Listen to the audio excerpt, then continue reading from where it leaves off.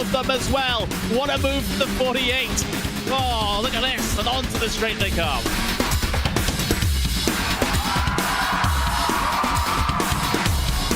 Brilliant move there from number 40 to make it through. That left-hander sliding up the inside, going up now over Hawthorne Hill, down Pilgrim's Drop, and it's brilliant stuff here at Brands Hatch.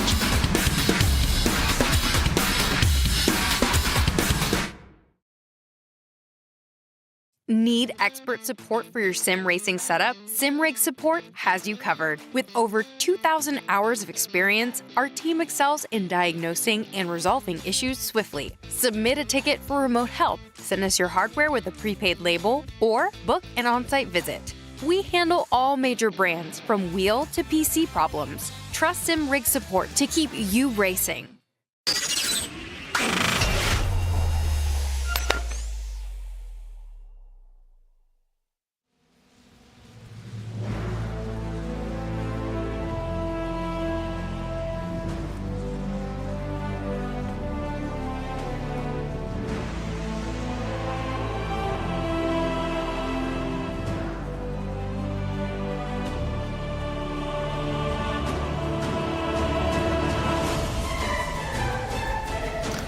And here we are again then, ready to go racing on this Wednesday evening. Of course, it's all of the Formula racing that you could possibly imagine as we prepare for the British Formula 4 Esports Championship coming up a little bit later on this evening. But of course, we'll start with the Formula 4s and we'll start with the important stuff. Lewis McGlade, Cam Roger alongside me in the booth, but we are here for the first ever time going international in the British Formula 4 Esports Championship. It is time to go to Circuit Zandvoort. This is going to be a fun one, obviously imitating what we did in the real life of the British Formula 4 Championship, where it visited the Circuit Zandvoort a little bit earlier on in the year. This is going to be a fun one, Cam. Oh, absolutely. I can't wait to see how this one is going to go. Something a bit different, a different style of track. And of course, with the updated Zandvoort as well, plenty of opportunities. It's quite a big track, actually, for this style of car. So I'm very interested to see how it works, but it should be a lot of fun. Yeah, it really should be. Obviously, so much history and tradition in the motorsport around here. Of course, most recently with being re-added to the Formula 1 circuits. But of course, with it joining the British Formula 4 Canada. We'll talk you through the format of the evening. Of course, here in the Formula 4s, we'll be starting with qualifying, which will be coming up in a few minutes' time. And then they'll be alone on the circuit by themselves. They get 4 laps to set their lap times. Then we'll go into the first race, have a little bit of a break. We'll go into the second race, which is the reverse grid, requiring the spinny wheel of doom to see which position is going to be starting from the reverse grid pole. Of course, after that is all done, the British Formula 4 Esports Championship will begin. So if that's what you're here to join for, I mean, hey, stay for the Formula 4. It's always exciting anyway. Oh, absolutely. It's great fun with these cars. They move around all over the place. Some great racing. You can really guess out of them. There might be no wings. It might look a bit funny compared to the Formula cars of the current generation, but it's certainly going to be a lot of fun. And the obviously the tracks that we race on, we started at Brands Indy, we come to Zandvoort, and it's a completely different style. So I think we're going to see, some different tactics from the drivers today. Yeah, certainly so. It's a very different style of racetrack. More close to what we had with the Silverstone Grand Prix last year, where, of course, we had a fair share of dramas, especially here in the Formula 4s. It's very interesting indeed. Circuit Zandvoort should be wide open for racing in cars like this. And of course, you can see then we'll go to Snetterton, to Alton Park, Silverstone, to Knockhill, and then, of course, to Donington Park, and then back to Brands Hatch to round out the season in November. Of course, if you are a British Formula 4 fan, that is where the British Formula 4 Championship is heading at the weekend, of course, to round out its 2024 Championship, although Deacon Fairclough's already won it. So, I guess that one's already settled, but that's fine. Of course, we'll take a look at the points here where things are definitely not settled. Mark Fletcher leading by Lewis Werrell after the double podium for Fletcher back at Brands Indy. Werrell on the top by 16. Fletcher on top by 16 points over Werrell. Jonathan Smith up there. Shomi Shintani took the victory in the second race, but had very large issues in the first race, finishing right the way down the order. Ben Smith up there, of course, with Harvey Jones, Crofton Woodhatch, who we did have a little chat with, podium in the first race. There's a bit of drama in the second. Jack Badger, Mike Pollard and Ryan Elliott inside the top 10. A couple of other drivers to talk about that aren't in that group. You've got Hans Jakob Sigurdsson Mollart as well. Certainly someone to keep an eye on this evening. Showed some great speed. Actually was the fastest in practice, but didn't really score the points. Also, I believe we've got Sikorsky returning for this round, who actually had a podium when we went at Silverstone Grand Prix last year. Yes, absolutely insane grid. The racing that we saw last time out was very good. We saw the likes of Shintani starting down in 6th place, able to get himself up towards the front on a very difficult track as well. So I think the drivers who can have a little bit of race strategy are able to obviously get themselves towards the front of the field with a little bit of overtaking are going to be obviously the ones to come out very wide there at the final corner. Just showing you maybe some of the liberties that drivers can take to try and get the overtake down this really long front straight. Yeah, indeed. This is practice, though. You just saw the end of practice, the wrapping up of practice. They're about to head into qualifying, where, again, they'll be given 10 minutes around here and given a couple of laps, basically, a few laps to put in their lap time. Mistakes around here, then, because you only have a certain few lap times, and the lap times will be quite long. It's just over 100 seconds around here. Getting a clean lap in is going to be critical, Cam. It absolutely is a long time, obviously, compared to, as you're saying, Brands Indy. Obviously, they still have the same amount of total laps that they can do, but the actual lap itself is quite a bit longer, a lot more corners to nail. And if you make a mistake early on, it's going to be very difficult. Remember, these cars, they're very momentum-based. And especially, for instance, for this corner here with the new banking, getting that run, not having a slide on the exit, you're going to take that speed all the way up to Sky Flag at the top of the hill is going to be very important. Yeah, indeed. I don't know where we're going to see a lot of the overtakes around here. You do get down into turn 1, fair enough, because you can go around the outside of turn 1. But certainly, down here in Sky Flag, you can definitely make moves around this part in cars this. The only thing is, because again, their profile is quite wide. We saw issues at Graham Hill Bend, for example, back at Brands Indy. I wonder if it might cause some problems in this as well. Yeah, we saw multiple times the wheels interlocking between drivers trying to go side by side. You could see it always looks like, an insect with the legs just sticking out so wide. And if they obviously make contact, that is not good indeed. Really puts the car off balance. And also they can just hook around each other and spin. And that's one thing that we had the issue with Croft and Woodhatch, who we got on board with us now. He was very fast last time, got the pole position, but unfortunately he just got caught up in a few incidents, maybe just pushing the limits a little bit too much. So hopefully he's learned from that and can really show his speed and get back on that podium. Yeah, do remember as well with this qualifying is that they are all on the circuit by themselves. So they can't see anyone else, they can't interact with anyone else's lap time. It's just them and the track, which is always, it's kind of how you'd want to qualify around here, especially with a handful of laps. I am seeing, by the way, in-game, it's actually 3 laps that they get around here. I think it's because of the nature of the circuit being longer than what we had at Brands Indy. Brands Indy was 4. It's actually you get 3 laps around here. So you got to make it right. Coming out through the final corner then and into the banking.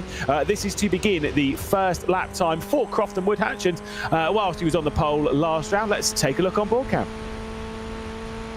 Absolutely. It's a very tough circuit around here for a car like this. Look how long the straight is in this sort of car. Obviously, it's nothing like the Formula 1 cars that come around here nowadays. Coming in towards turn 1, Tarzan, you can definitely go around the outside there, as you said, Lewis, but then you have to be careful because then you get the run. It might be side by side into this very tricky, fast kink.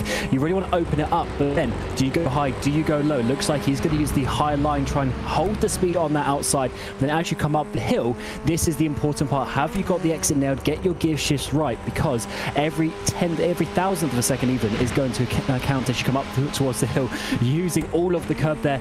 Then open up this corner in towards Skyvac. You got to hold it tight down to the inside, but then back on the power as soon as you can. But the curb comes at you very fast. A little kink to the left to open up this really fast right-handed. You may see someone dive down the inside there, but probably not, because it opens up this very important hairpin. It's a bit tighter than it looks, but it's also quite wide. You can really use this run on the exit, and then you come onto the opening of the back straight. There will definitely be some sends down the inside here. It opens up, becomes really wide, especially for these small Formula cars. And then you have this back straight, of course, no DRS, anything like that. In this style of car, it's all slipstream down in towards this stadium chicane sequence of corners. You have to hit the right, then open up the left, really long apex corner before you work yourself into what is effectively the final corner. Again, this is a very fast one. You've got to be very committed. Use all of the curb on the exit, as we saw in practice. He nails that inside apex very nice. He uses all the curb on the exit. This should be a nice one, but Lewis, it's a really long run to the line. I wonder if we see in the race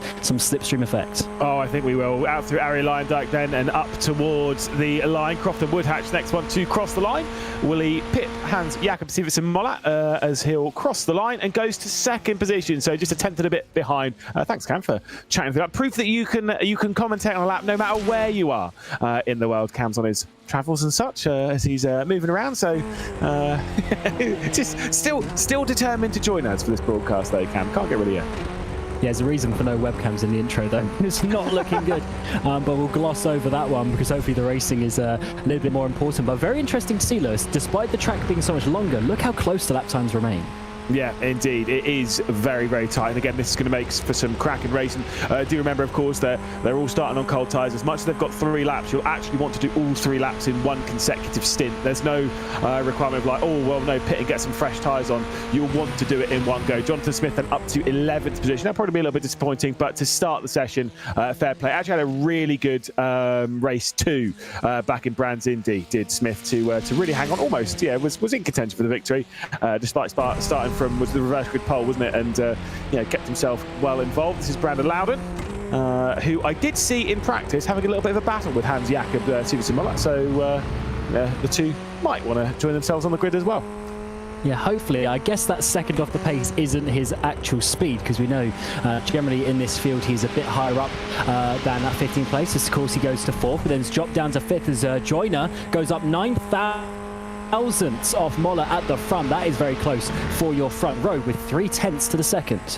Yeah, very, very tight in the front positions, which is what we like to hear, what we like to see. And again, it is excellent to see. I will say you will see a certain Shoma Shintani missing from the qualifying lap times being set. The reminder for this is that Shoma Shintani has been excluded from qualifying after various incidents at round 1. That is part of how it works. If you have too many incidents in one given moment, you will receive a ban of certain description. In this case, it is a ban from qualifying, so we'll have to start the race from the back. But remember, of course, the race 2 grid order is based on the race 1 finishing results, so can work its way through. Absolutely, and during that, Woodhatch has gone to the front, so just half a tenth covering the top 3.5 minutes remain, but pretty sure most of the drivers are finishing or coming in at least onto their 3rd of the 3 laps. Ben Smith moves himself up into 15th place, so Brandon Loudon is currently the final driver to set a lap time. What can he do as he comes across the lines? He's going to remain there in that 16th place. Looks like it is just for now. He's going to have to work on that final lap. And as you'll know, if you've driven on iRacing, when it comes to a qualifying session where it's just you and the track, when that timer hits 0, the session ends. It won't be, oh, well, you've started your lap time, so you get to finish it. As soon as in 3 minutes' time, this session will come to a close and it will be wrapped up. Hans Jakob Siversen-Mollett then up towards the line. Good enough for pole position? The answer to that question is yes. 42.987. The first driver to break under the 1 minute 43. Sondre Mollett goes up into 3rd position as well. And I will say, based on that lap time, that was the 3rd and final lap time from Hans Mollett. So we'll see if there's going to be, well, there's not going to be any improvement from him. Is there going to be an improvement from Crofton Woodhatch? Pole position a week ago. Is it going to be enough for him here today? Not quite. Misses out by less than a tenth of a second. Yeah, should still be happy with that one. Mark Warner jumps up into 11th place. The final couple of laps coming in here. The number 8 machine in Joyner on the 2nd row as it stands. He just needs actually a 1/4 of a tenth of a second to be able to jump up a position to Mollett. Needs to obviously continue his way on with 2 minutes remaining in the session, but it does look like it's going to be close once again, and close enough that everyone's going to be staying in the slipstream of each other for today's race. But I wonder, with obviously the track being longer, if they're going to have to be a little bit more punchy. They can't necessarily wait for the laps to click off like they did last time at Brands Indy. It's kind of one of these ones where it is a longer circuit, a lot longer, and so in this we're going to see a lot of slipstreaming, a lot of battling like that. But also because it's actually for a Grand Prix circuit, it is quite a lot tighter. It's not going to be the same style of racing as to what we'll get at Silverstone in a few weeks' time. It'll be a little bit more. I'd say a little bit more elbows, a little bit more traditional, probably another way of putting it. Brandon Loudon goes up to 9th position, then Ian Joyner into the final corner. Absolutely. Can he make an improvement with the dying seconds of the session still remaining in this very bright yellow card that he's got? Should be easy to spot as we come down in towards turn 1 in a few moments time for the first race to get underway. Long run up towards line. I definitely think there's going to be some overtaking there in the race. If you get the run out of that final corner, doesn't improve, stays in that 4th position. And we just have Mark Fletcher, who of course is down there in 6th place currently, but he was really the most consistent as such at the previous round at Brands. Obviously managed to get the race win, but let's see how it goes on. Well, it's not going to be an improvement for him because he's not on a lap, technically. He's already done his 3 allotted laps in this session, so this lap time won't count. So Mark Fletcher will cross the line, but unfortunately, like I say, it'll only be good enough for 6th position for him in this. By the way, set exactly the same lap time as Jonathan Smith as well. So 2 drivers that were battling a fair amount in the previous race, of course, in the championship, in race 2 at Brands Indy. Well, they are running up there on basically the exact same lap time and not separated by that many thousandths of a second to Sikorsky or to Oliver Stone behind and ahead. Hans Mollett then looks like it'll be pole position for him. Absolutely, very fast in the previous race. Woodhatch once again on the front row as he was in the previous round with getting that pole position. So familiar names up at the front, but if memory serves me right, they did have a crash coming towards Graham Hill Bend. So let's see if we can not do that again this time round as we get to round 2 at Zandvoort. Yeah, we're testing Cam's memory there. Testing my memory and testing the memory of the grid as well. So Hans Jakob Sivertsen Mollett will start from pole position with Crofton Woodhatch starting alongside on the front row. Sondre Mollett puts himself into 3rd position with Ian Joyner up there into 4th. Sikorsky on debut for this season, obviously raced a bit last year, into the top 5 with Mark Fletcher, championship leader, starting from 6th position on the grid. Jonathan Smith will start from 7th position with Oliver Stone, again I think a debutant, starting from 8th position. Brandon Loudon in 9th with Lewis Werrell 2nd in the championship, just 10th position in this race at the moment, but did work up a lot of positions after a struggling qualifying a week ago. Sam Saunders and Mark Warner round out the top 12. A few more positions have to go. Harvey Jones and Jack Badger will, unfortunately for Alpha Esports, start further down the order. Ryan Elliott and Ben Smith with Shomi Shintani starting from the final row of the grid with a lot of work to do for definitely a driver that we're expected to contend in this championship. Absolutely. I think it's going to be a tough race to call who is going to win. But all I do know is it's going to be a lot of slipstream down to turn 1 and then hopefully no drivers running off track later on in the lap. Well, quickly then, who is going to win? Come on, give it to me. Shintani from the back. Let's go for it. No way. You don't believe that. Yeah, probably not. Okay, well, we'll see what the meme dream can be. Race about to get underway then. 15 minutes put onto the clock. It's Mollett on the pole position. Hans Mollett ahead of Crofton Woodhatch. Sondre Mollett starts from the 2nd row of the grid. And as we race our way down to the 1st corner, definitely a better start from the pair of the Mollets, to be perfectly honest, as Hans Mollett will lead comfortably into the 1st corner at Tarzan. Crofton Woodhatch in a little bit too deep on the brakes, but will hold it nicely towards the line. Out wide goes Hans Mollett as they're almost side by side up towards turn 2. And they work their way into the Hugenholtz box, but it is going to be Mollett leading then from Woodhatch, from the other Mollett, and still from Ian Joyner. No major switches in that top grouping down into T1. No one diving to the inside of the banking either, so very much single file as we work our way up towards the hill, and it's just one massive train as you would expect. A little bit side by side in the background though as they try to work their way up into the very sort of tighter section of the track into a skylight, 3 wide a little bit in the background, all staying rather clean at the front though. Oh, look at this though, out wide from Hans Mollett, and this will be the inside look as we come up towards Masters for Crofton Woodhatch. Leading alongside, there's contact between the two again, and that will be a huge crash. Ian Joyner and Sondre Mollett both involved in that. That certainly looked a bit awkward into Masters camp. And once again, we see Woodhatch and Mollett making contact, this time for 1st and 2nd position on this 1st lap. And what is left is Mollett to have a 2nd lead. Fletcher from 6th place up into 2nd on this 1st lap. That's a great start from him. Yeah, indeed, has picked apart quite nicely. Got Sikorsky directly behind.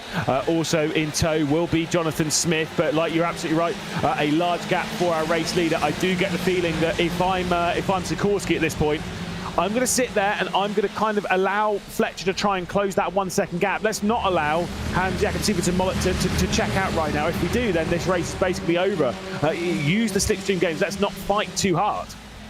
Absolutely. If they let Mollett get away, they're never going to win the race. So they need to work together, and they've got let's see a replay of this actually up the inside. Hard to see exactly. Oh, big air moment there, unfortunately for Sondre Mollett. But Hard to exactly find that angle, just how much space was given, or who was wrong. Oh, spins in the background here as well. Seeing further drivers go down. I think that's Jonathan Smith, potentially. No, Mark Warner's dropped down. Ben Smith, it's very awkward indeed. Couple of large moments then on the opening couple of laps here. It will be Hans Jakob Stevenson Mollett leading the way at the moment by 9/10 of a second over Mark Fletcher. Sikorsky then in third position with Jonathan Smith, Oliver Stone, Lewis Werrell, Brandon Loudon, Sam Saunders, Ryan Elliott and Harvey Jones rounding out the top 10. Some big gaps and all that as Sondre Mollett does get their way up into 10th position. We'll say Crofton Woodhatch did return to pit lane after that incident. And remember, the reverse grid for race 2 is a random between 5 and 10, so that could be important for him. Warner, just loses himself and unfortunately takes out 2 other cars, and Shintani was somewhere on the inside. He was getting involved as well, so maybe 4 cars are all affected just by that small spin. Jonathan Smith then looking to the inside here for third position. Got Sikorsky around the outside as they go through turn 10 and got one completely off the road in the background. That's not a good sign, as they will also head side by side down into sort of like the, was it Hans Ernst box? As they work their way into the stadium arena section and they all find their way into single file. I will say, look at the gaps. Race leader has been caught. So Mollett is there. Here's Show Machine Time. Look at the inside. And was also just too deep into the corner as well. Yeah, maybe just struggling a bit with the brake balance on that car. Both of those drivers diving in a bit too deep, putting too much pressure on the front of that car. We got a bit of a swap towards the front though. Mollett is being called down by Fletcher, but in the background Smith is going to the inside of Sikorsky to get himself up onto the podium in that green car on the inside line, but round the outside Sikorsky should have a good run. Bit of banking here in turn number 1, but it looks like Smith is going to be able to get that position.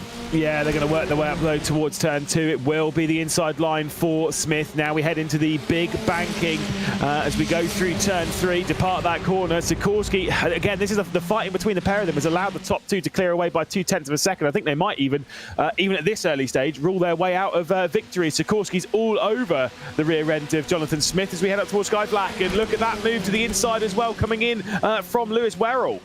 And this just shows you how battling kind of slows you down. We've got a 5-6 car battle pack now for what is currently third position, held by, of course, Smith, who's just made that up. But look at all the cars in behind trying to take that position off Sikorsky as well. And he dives to the inside at the hairpin. No, not quite enough. But this is such a cool flowing section of the track. We've seen Mollett actually having a defensive line further up. So it's definitely that moment of the race where drivers are seeing positions being made as the other Mollett, Sondre, he's dropping back down after contact on the first lap too. I think he's back in the pit lane to Sondre Mollett and Crofton Woodhatch, both then into the pit lane, basically retiring from the opening race of the evening. They will have another 15 minutes though to do battle around the dunes here again. The first international race in this championship history. Warner's also having a couple of problems as Ian Joyners got through then for 13th position. We're riding on board with the 22 of Stone. You can see Werrell up ahead, you can see Sikorsky, you can see Smith as well as we head through Ari Lyndike and back onto the start-finish straight. Is there going to be some moves? Definitely some wiggles left and right. Drivers trying to find themselves some room. Smith is going to have big 3 wide we go. Big trouble for Smith here to hold on to this position. Down the inside it is going to be for Werrell. 2 places made. Can he keep it on the exit? Going to squeeze wide, but contact is made. We're still 3-1 coming up to turn 2. This is not going to work. Sikorsky might need to back out. This one does indeed back out. Chucks it into turn 3. Turn 2 does Lewis Werrell and will confirm that position. Whilst we were riding on board with Stone, Sam Sanders has come through to take over 6th position. But of course, Ollie Stone on the outside going through turn 3. Hugenholz was able to retake over that position. Werrell's feeling the pressure though. This is the kind of battle we were expecting for the race lead. But those two have checked out, and Hans Jakob Stevenson Mollett is kind of having a bit of a cruise at the moment. There's a big crash, and out into the grass goes Sikorsky. Yeah, big dive down the inside there. He went a little bit too deep though, got front to rear contact, and he was spun out to the left-hand side of the track. But I would potentially say from the angle we saw, it was him going in a bit too deep into a very fast corner, and that has really just completely ruined his race after looking good for a potential podium here today. So what is left is Werrell's in 3rd, Stone having a nice clean race there, is in 4th place. Then we've got Sanders and now Smith, who's dropped back further in his pack. And Jordan has just got past Sikorsky as well for 12th position. Do remember that those two definitely have the pace to be in the top 5 in this top group. Obviously, Sikorsky was just in it, and Jordan was in it in the early stages of this race. Here's a little bit of a look. So you've got Sikorsky down the inside. Like you say, just It's kind of one of those ones, like in a little bit deep, kind of comes up a little bit, but it's nothing major, and just it's that light contact, just a tough racing between themselves and Jonathan Smith. As here we might have a switch for the race lead. So Mark Fletcher's got to the inside of Hans-Jakob Siversen-Moller, and it will be the championship leader then in the 111 car retaking over the race lead. Is he going to be able to do so? Looks down the inside at the first turn. I don't think he's going to be able to clear it here because the outside line might be good enough coming up towards turn 2. Yes, is looking very good. How much does he want to risk? He's got his nose ahead, but Fletcher's going to keep it in there. He's going to give himself the space. High versus the low line. This is exactly why they redesigned this corner. Fletcher goes round the outside and takes the lead. And in the background, Stone has got up to third, past Werrell into turn 1. Yeah, those lot are all switching around quite a lot. I mean, look at them. Third, fourth, fifth, sixth, seventh, all separated by a second. Jack Badger having a large moment as well. I'm dropping down to 12th position. I think he's been off the road as well. Sikorsky's come into the pit lane. Badger still drops down the order even further. So there is certainly some large dramas back there, and you get the feeling that the... well, that list of drivers that have had issues in this race might be joined by one of this group based on what we're seeing between them. Tough battling, but it's excellent racing to watch. Yeah, you're very right. I don't think this one is over just yet when you've got 5 cars battling for that podium place. And actually, it might end up being reverse grid pole, depending on how they finish in this order as well. So that's going to be some very important positions indeed. But of course, it's a bit of a random number for that reverse grid. So that's something that we'll have to leave for later on. But Stone has got himself up into third. And now can he handle the pressure? Of course, Lewis Werrell has a strong, strong race back at Brands Indy, so he's feeling confident in this series, and once more he's looking up the front. Well, you've got to remember, right, if you finish in 5th place, let's speak of the reverse grid, you finish in 5th place, sure, you're gaining extra points for finishing in 6th, but you're also guaranteeing you will be in the reverse grid. Whereas if you finish in 6th, 7th, 8th, whilst there's a high likelihood that you will be, because you're fairly high up in that, there's no guarantee that you'll be reversed. As switch for the race lead again sees Mollett get past Fletcher, and the switch for 3rd position will see Lewis Werrell, the driver that currently sits 2nd in the championship, up to 3rd. Yeah, they're just swapping very easily this time around compared to Brands Indy. So interesting that they are letting that happen and they're not doing any sort of bump drafting or anything like that. They are trying to get that track position. We're now into the final 6 minutes of this first race of the evening, and they now need to try to continue on these battles. 2-second lead for the top 2 though, so I think they're comfortable in that regard, and that is why they're battling so willingly. 4 laps left to go, it should be, from this point, as I think Crofton Woodhatch is back out in the race. I mean, to be fair, if you're dropping down there, I would 100% say get back out on the track. Yes, it's a tedious 10 minutes potentially, or longer even, but scoring points here, it's critical. It's still important because you just never really know about drop rounds, like that stuff. You just don't know what you're going to be losing out. It's 45 points for a victory, a drop off of 6 points behind that, a drop off of 5 points behind that, a drop off of 4 points behind that. And then I think there's a few positions where it's dropping off only 3 points. There's also bonuses for fastest lap. A lot of drivers will be scoring points in this. So if you've got a goose egg next to your name after a race, you're losing potential results. Absolutely, and even though we still have 16 races in this total championship, 8 rounds, 2 races every round, there's a lot, things happen quickly, and before you know it, you will be falling back. So you've got to be scoring decent points every single race, and then you will have a shout when we get to the final couple of rounds of the season. Once again, is there going to be some swaps in these positions? Werrell goes to the inside. Looks like Stone, though, back to 3rd. As we ride on board with Brandon Loudon as well, going to throw himself into the mix, looking down the inside of Sam Sanders, going down into the first corner. Ryan Elliott's also had a bit of a problem. I think he might have gone a little bit wide. It might just be connection. Lewis Werrell's come straight back through on the inside of Oliver Stone as they're side by side of ahead. Saunders has come through. Here comes a look from Brandon Loudon, taking just a touch to the inside, trying to get past Ollie Stone as well. Cam, put yourself in the position of Brandon Loudon here. What do you do in this fight? Do you sit back and just kind of let them battle it out and maybe try and pounce late on in the race, or are you really getting involved? With how clean the racing's been so far, I don't know if you can wait for a crash. I do think you have to start moving up. The issue is there's 3 drivers all squabbling. So Stone there thought he was going to be in 3rd place. Now he's down into 5th. Just went a bit too wide in turn number 1. So it's very easy, but you have to just time your positions, your overtaking correctly. Because if you go too soon, then you just get involved in the squabbles yourself. So hopefully Loudon can wait for the right time. I don't know what that is though, because it depends exactly how the cars ahead start battling. And as we work away out on towards this back straight, they're looking fairly okay. We have dropped, of course, Jonathan Smith by a couple of seconds off the back of this group. it's kind of like has that kind of aura of something like, you know, Daytona 500, right? Where if you're in like the front 2 or 3, right, with 10 laps left to go, all that's going through my head is this actually isn't that good. I'm now thinking, I'm like, well, the likelihood is like quite a lot. I'm about to get freight trained, and then I won't have the time to come past. It's almost a little bit of that with this group as well, as we start the penultimate lap of the race. Like you say, timing your move right and being in the right position at the right time. I'm okay with where Brandon Loudon is now. I would not want to be in 6th place at the end of this lap, though. So I think now is the time to really start going for the moves. Oh, definitely a couple of laps remaining as we see it move to the inside. Avoided contact, though, as Werrell takes that 3rd place. And Sanders, of course, in 4th. These positions change very quickly. And let's see how this one continues on up towards the banking. Looks like he should be able to hold that. No one choosing to dive down the inside. This high line is so powerful now with that banking. Yeah, indeed. You can't really afford to go low. I remember back in the GB3 Championship last year, Callum Voice, I think it was, he was taking an exceptionally high line around there. Those are in very fast Formula cars. These have no downforce. I think you'll see that a little bit in British F4 Esports a little bit later on this evening. You'll see some drivers take a really high line through there, because you're at the point where you can almost do that corner flat if you take it out. It's not, obviously not, but you know what I mean. Like, you can carry so much more speed on the high side there, and you've got quite a long run after it up towards Sky Black where you are using it. Here comes a look to the inside then. Show Shintani trying to make the move. Ryan Elliott on the outside as they head their way through the likes of 9 up towards 10. Now let's see the outside line come in from Shona Shintani, the big defensive line coming in from Ryan Elliott, who is a touring car expert, so he definitely knows a thing or two about keeping a driver behind him.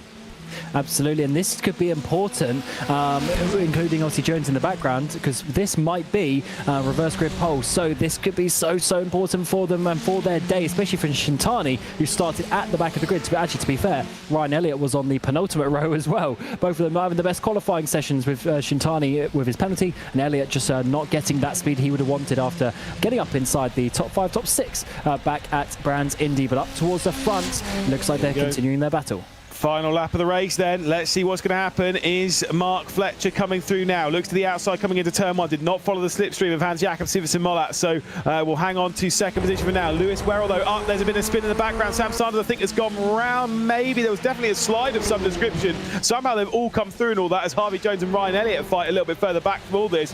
Lewis Werrell will lead in this group. Sam Sanders is on the low side, so watch the speed coming off the corner from Ollie Stone, who might even be able to have a look down into Sky Black.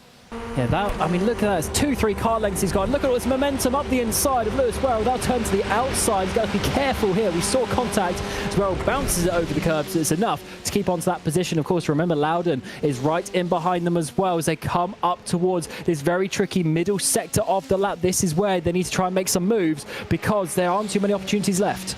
Harvey Jones has dropped back now outside of the top 10, so outside of the potential reverse grid positions. I think there's been a spin and a contact with Ryan Elliott as well, who's dropping second to those in that group as well. Ian Joyner's come through into 9th. Hans Jakob Siversen Molat then has the position for now. Confirmation that we're on the final lap of the race. Here comes a look to the inside. Mark Werrell's not going to do it, though. Mark Fletcher. Mark Werrell's he's a commentator, it's fine. As they now head their way into the Hans Ernst box.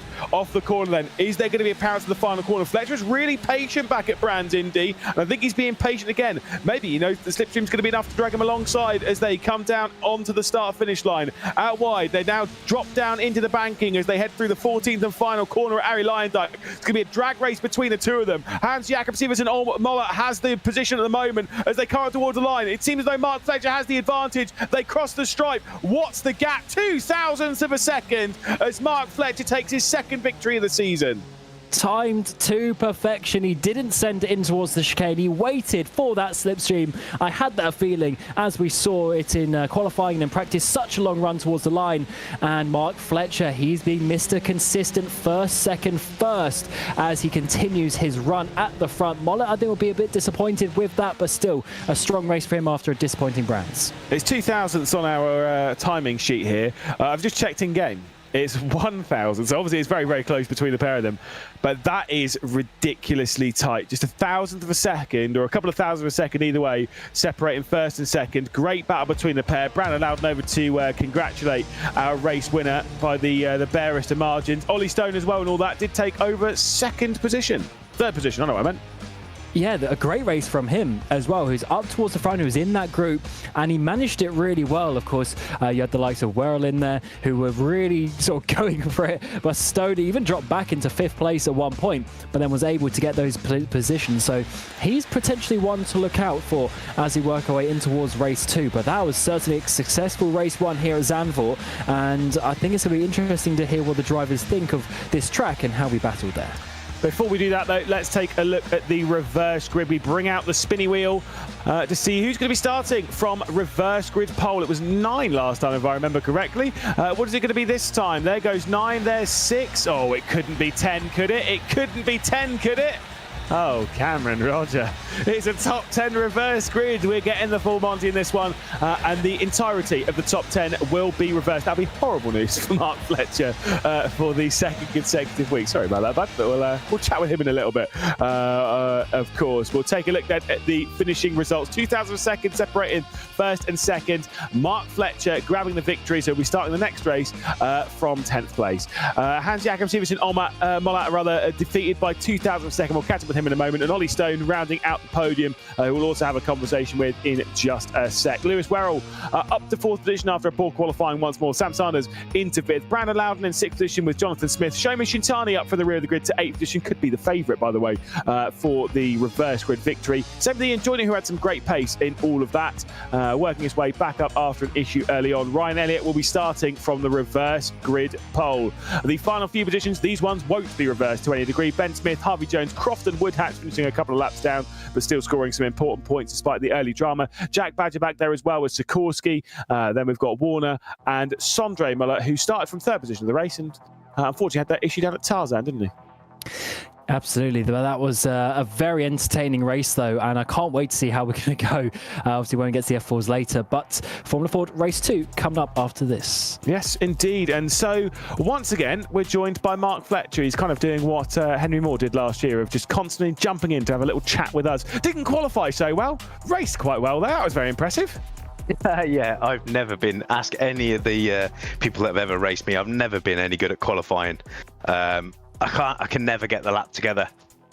But yeah, race was pretty good. Obviously a bit of unfortunate between Crofton and Hans, but yeah, luckily I was far enough back that didn't affect me.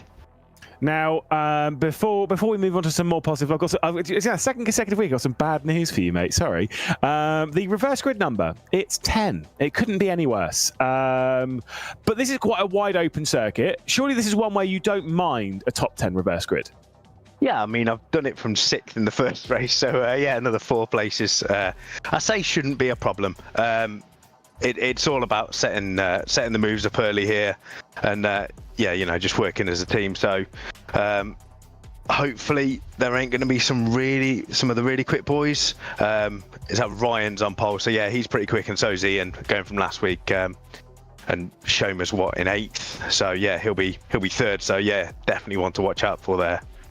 Now, speaking of setting up moves, obviously let's talk about the race to the line. Just a thousandth or two of a second. Very, very tight indeed. You were very patient behind Hans throughout that race. Was it always the plan that, coming out of the penultimate corner out of Ireland, that you were going to go for a move then? Honestly, yes. From about sort of when I got up behind him and I could see how much you sort of gained, I went past him and I thought, I can't pull away without wrecking the tyres. So I kind of realised I needed to be about 0.2 behind him coming out the last corner. And then, yeah, literally just set it up from the chicane and just hoped that I'd get there. And, yeah, luckily my little Formula Ford did. Well, we'll probably be catching up with you quite a few times this season, maybe even in not very long indeed. Mark, thank you so much. Congratulations on another victory. Perfect. Cheers, Lewis. See you soon. There we go. See you soon. He's confident. Mark Fletcher there will beat him out of the comedy booth, and we'll bring in Hans-Jakob Siversen Mollart as well, who finished in 2nd position and all that. But let's talk about that then. What's the initial feelings? What's the initial thoughts after finishing in 2nd place by probably about the smallest margin that is humanly possible? Well, I'm pretty okay with it. It was unfortunate with Crofton in the start. I checked and it was a net code.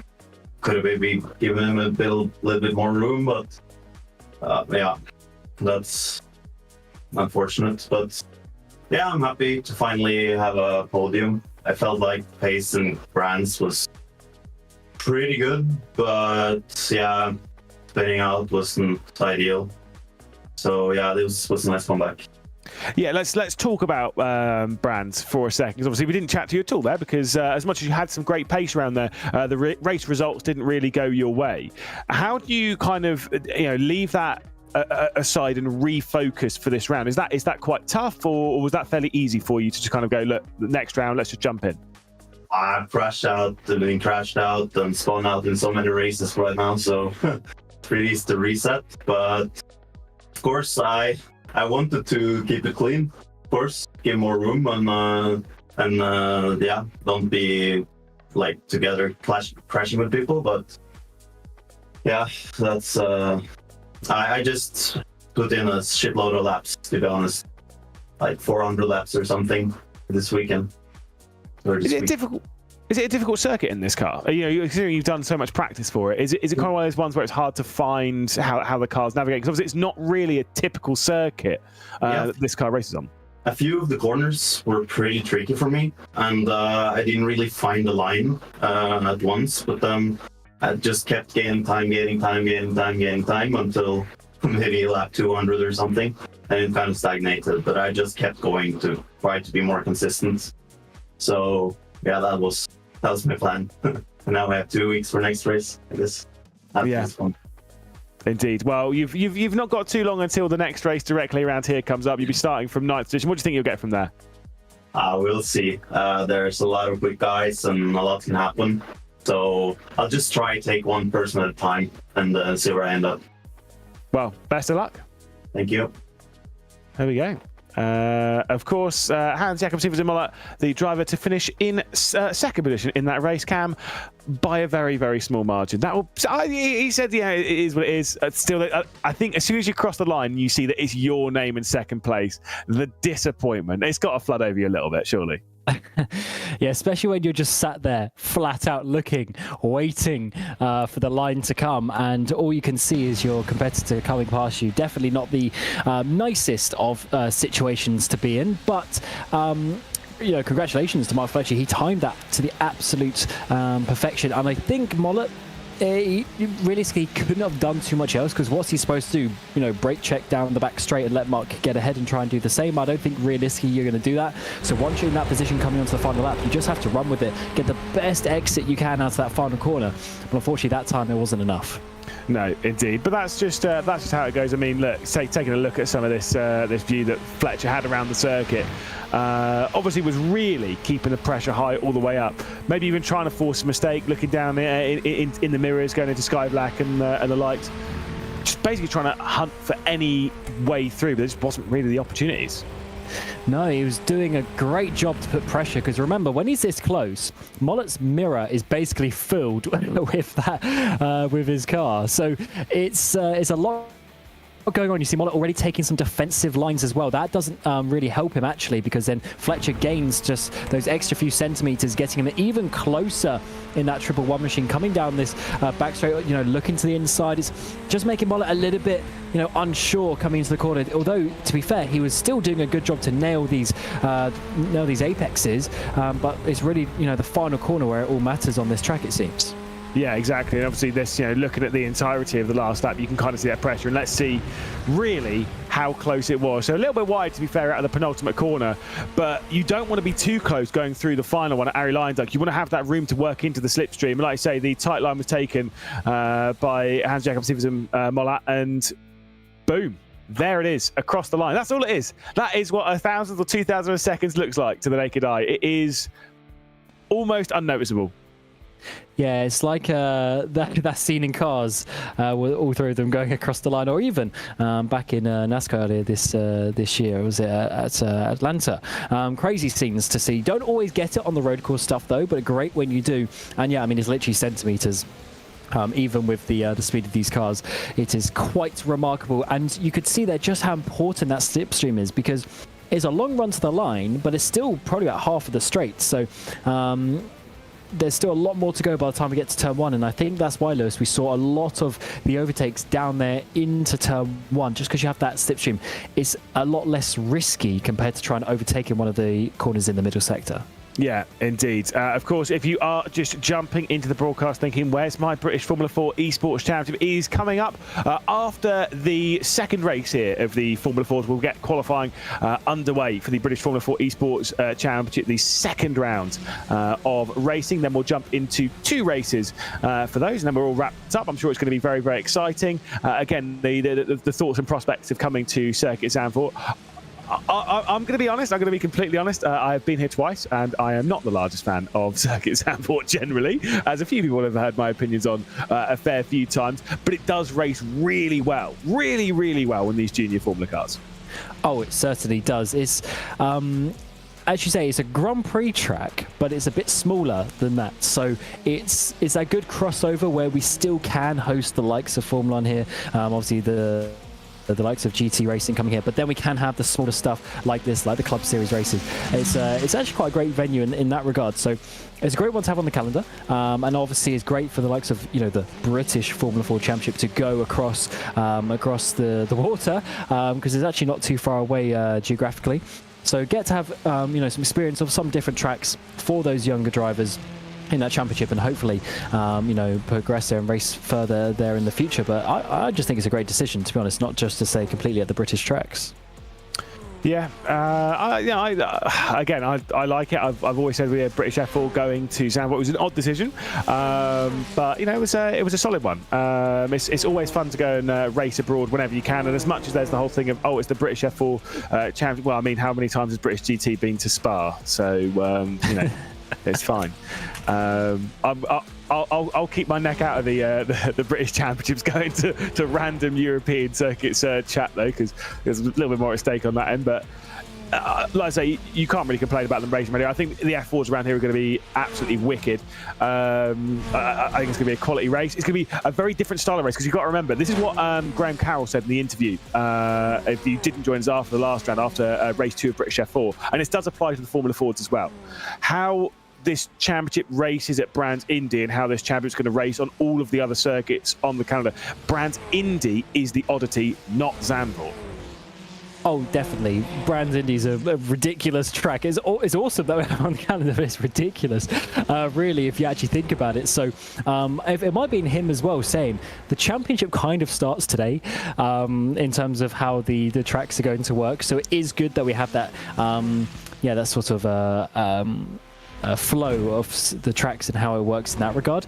Although the points are already on the table from Brands Indy, so as much as maybe mentally some of the drivers are going to be thinking that today's a start, if they had a bad race a couple of weeks ago, or last week even, at Brands Indy, then unfortunately they are going to be carrying those issues, and they need to make those points back, and they've got the couple of races this evening to do that. Exactly. Well, you can see in the top left with 35 seconds to jumping into the second race of the evening, and the dramas of the first race leave Ryan Elliott on the reverse grid pole, and Mark Fletcher's down into the full reverse grid. It just had to be, didn't it, around here? I mean, I love it, because as much as 5, it kind of does make sense to keep the top guys at the top. It's always a little bit disappointing, because you want some carnage in the reverse grid race. Let's be honest. You want to see some drivers such as Ryan Elliott, such as Shintani, who started on the back row of the grid, and they now have the opportunity to win that second race and just, take things a little bit away from the norm. Yeah, indeed. Cameron Roger asking for carnage. What an awful human being. Lightly. That's fine. No, that's fine. That's fine. I think what you're looking for is not carnage. It's excitement and entertainment. Action. Yes, that is true. And hopefully we're getting a lot of action here as the second race in the Formula 4 is about to get underway. Then we take a good view over Circuit Zandvoort, and we prepare ourselves for 15 minutes of racing. This is Ryan Elliott on pole position alongside Ian Joyner.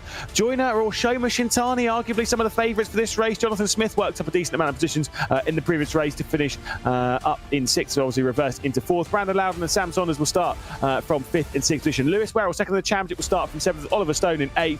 Hans Jakob Siversen Mollett defeated by 2,000 of a second over Mark Fletcher. They'll start from 9th and 10th, with Ben Smith and Harvey Jones starting from the 6th row of the grid. Crofton Woodhatch leads Jack Badger, obviously the first of those that had issues in the race. Badger, Sikorsky, Warner and Sondre Mollett starting from the final row of the grid. You picked Shintani last time. I don't know who it's going to be this time. I just know that we're going to get some excitement. The green flag is about to be waved, and we will get this race underway with Ryan Elliott starting from the pole position. It's a better start, though, I think, from Shintani on the outside, although look at that translation on the start coming in from Ian Joyner to drag it alongside. It was a great reaction coming in from Ryan Elliott, but already down to the first turn at Tarzan, Ian Joyner's got alongside of Ryan Elliott, who holds firm around the outside in the 66, and it will still be Ryan Elliott leading. Look at that, though, straight around the outside is Brandon Loudon trying to make it stick. He's going to run right wide at T2.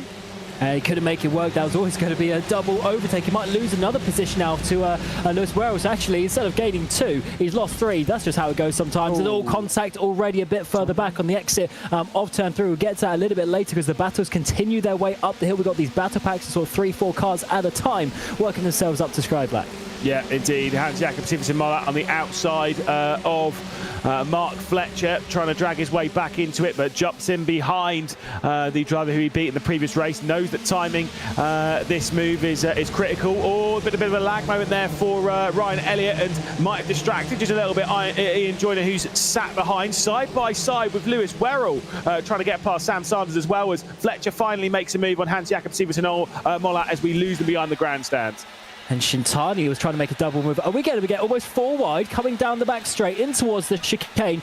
Who is going to be leading this one? Ryan Elliott on that outside line. Then Shintani is going to try and follow him through, get the inside line for Joyner. He might have that one, just about have that one stuck, but no, Joyner is very strong. Almost contact made, but he keeps it going.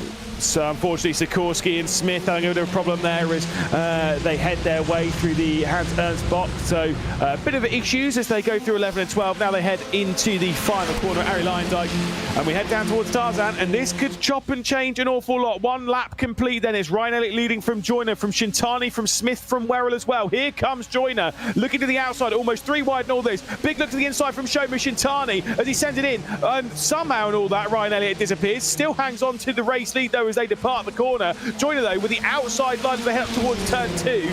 Will Ryan Elliott leave the throttle a little bit more open? The answer to that question is obviously not, as he sends it straight around the outside. Bit of contact there, and a big bit of contact. Joyner's round. Shintani involved as well.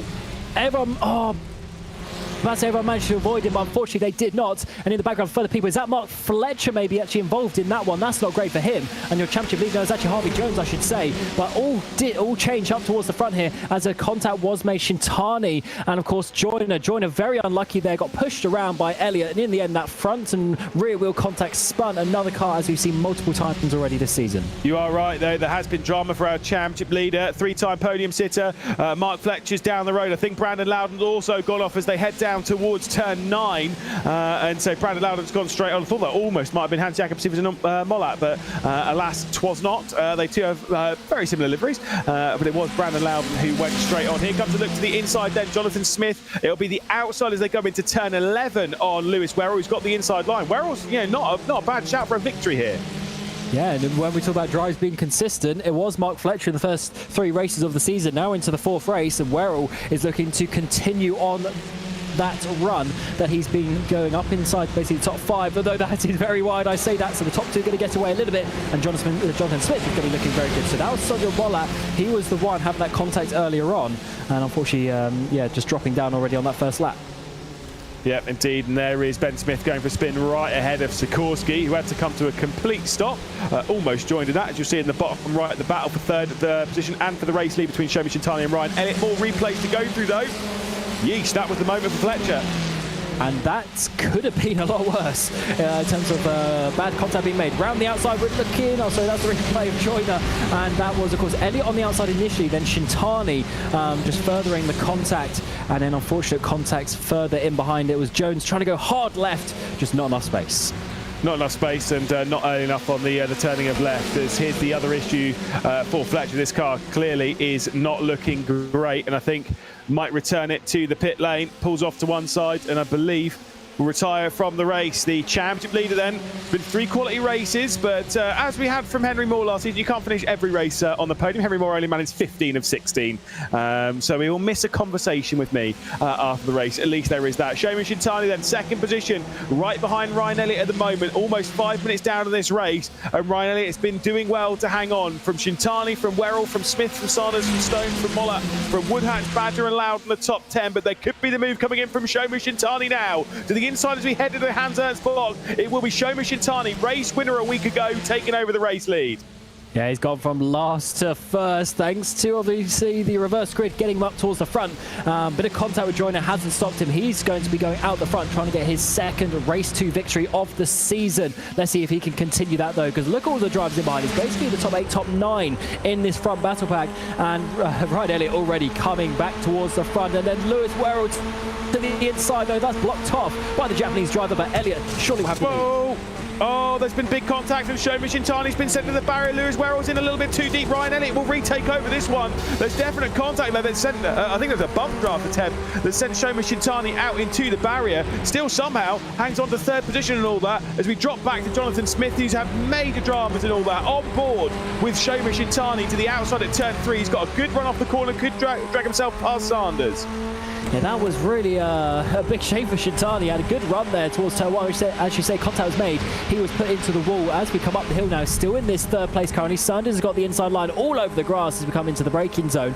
Ryan Elliott now has the lead. Werrell, who I thought might get up into first at one point, he's now down into 4th place. So it's all change, and you have to really be on your toes in this series as every lap things are moving around. Yeah, indeed. I mean, look, you can see the 6 drivers, 1st through 6th, running within, well, basically it was within 1 second as they got into the braking zone at T9. So very tight indeed. The outside line and they're heading towards the apex from Lewis Werrell, so not too worried about Ollie Stone directly behind him, but when you're 9-10 separating the top 5, it's going to be very tight indeed. So this is where the move came in a lap ago from Shomi Shintani to the inside of Ryan Elliott, who still holds firm. This is definitely more than the magic number of 6, Cam. We say always in these battles, 6 is the magic number. You have more than 6 drivers. That's where the crash comes. 6, though, you can kind of get away with it. This is 8 for the race lead. Yeah, insane just how close they are able to stay to each other and not cause really too many big issues so far in this race. But of course it was Shintani who's in the wall there, and let's see what is going to happen, because it's going to be Sanders going to the inside. Shintani's going to be coming through at some point as well. It might be 3 wide in towards the braking zone. Yes, it is up the inside line. It is going to be, can he get both of them at the same time? He can, but Elliott might have that 2nd place on the outside too. Yeah, but look at Shintani going straight to the outside, so Ryan Elliott's going to drop in behind, and he's boxed in a little bit here as Sanders is to the inside. They head their way through turn 2, and to be fair, for the 34, this could be advantageous if he chucks it in, but no, good hold from Ryan Elliott. Shomi Shintani then up to the race lead. Back again, I thought he was out of the race, I'm not going to lie, he hit the wall that hard from the start, finish straight. Shintani from Elliott, from Sanders, from Werrell, from Mollett, the top 5.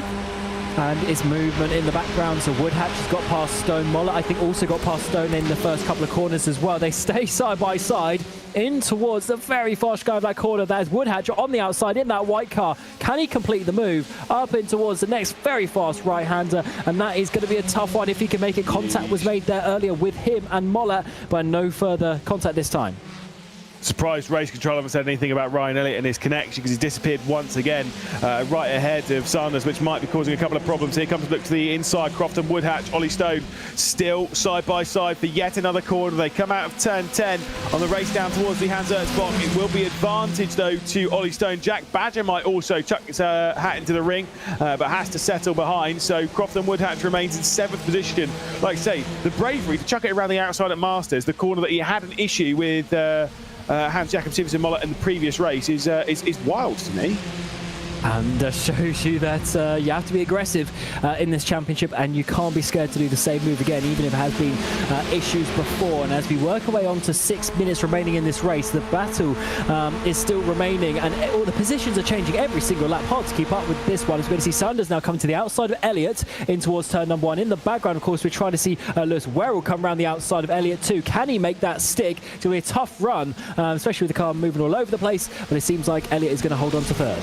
Yep, Shintani's starting to check out a little bit now, so there could also be that side-by-side with Werrell and Mollett for 4th position. Mollett with the outside line, he could have the advantage off the corner. Werrell gives him just enough room. Slipstream's being given, so Hans Jakob Siversen and Mollett then up into 4th, looking for 2 consecutive podiums after finishing in 2nd place in the previous race. It could be a victory on the line for him in this one.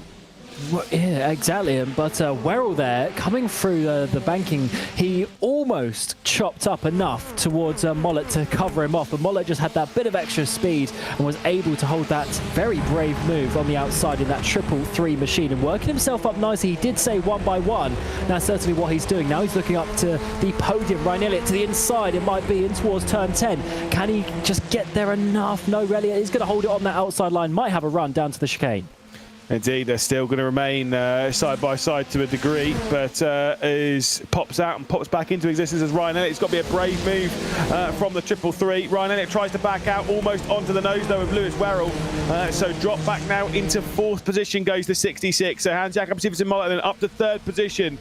He's only was comfortably within a second of Sam Sanders as well, so the chances of him going after a race victory in this will be very high. They head back out into the banking, they deploy the DRS. Well, there's not a rear wing, it's fine. As I think Werrell might be past from Ryan Elliott now. And Shintani for the lead as well. That's going to be a tough one. Loads of moves here down towards turn number 1. Werrell on that inside in that grey and green machine. Can he brake late enough to get past Elliott? Yes, he can.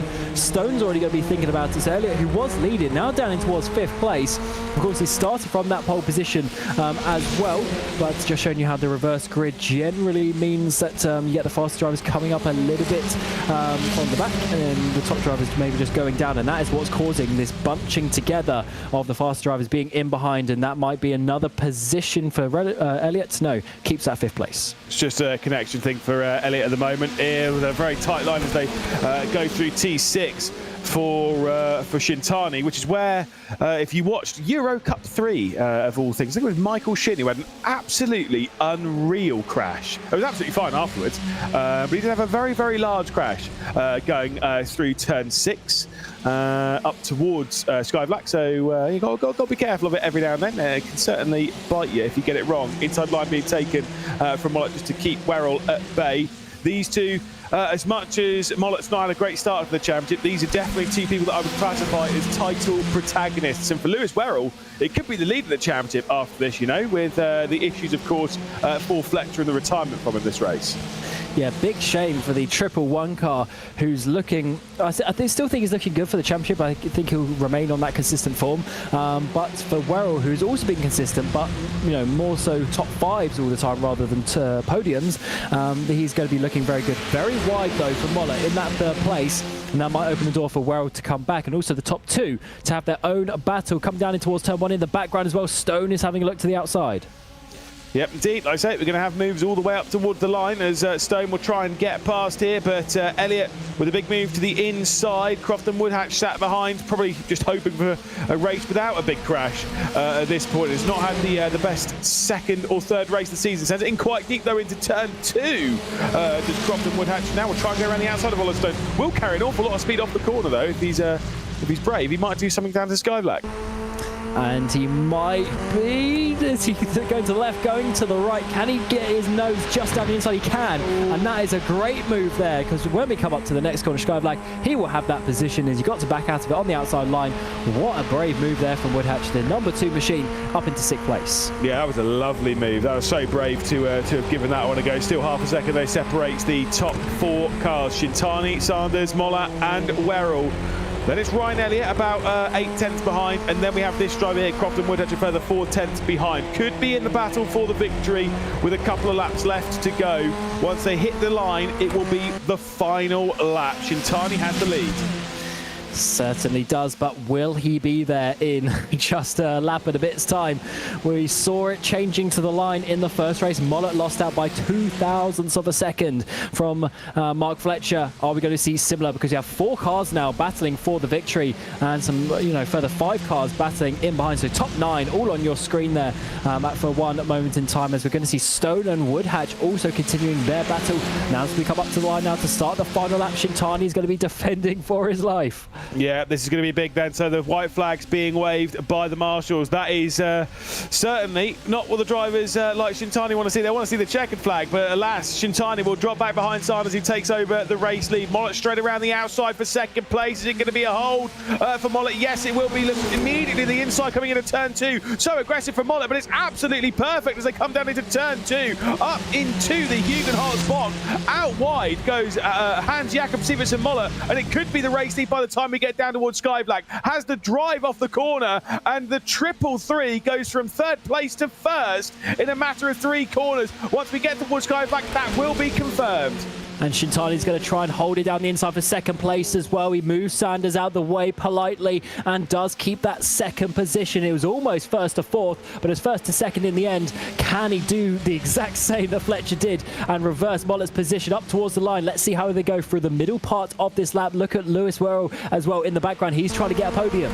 Yeah, if you think the 4 of these are going to finish this race in this order, think again. There is going to be some changes, whether it is Mollett losing the race victory for the second consecutive one, whether it's Sanders dropping off the podium for Werrell, whether it's Shintani having so, I don't know. But this is not how it's going to cross the line. Shintani looks to the inside and already commits as we come down into turn 11. Maybe that's too early, but Shintani feels that now is the time. To the outside of turn 12 he's going to go. And Jakob Siversen Mollett with the inside line as they go through turn 12. We'll have the outside as they come down to the Kubo.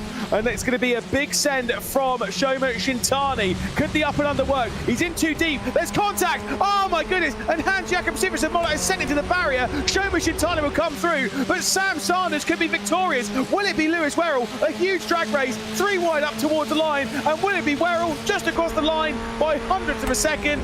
It will be. Lewis Werrell came from nowhere, from 4th position, and in 2 corners takes the victory. I told you it wasn't going to finish in that order.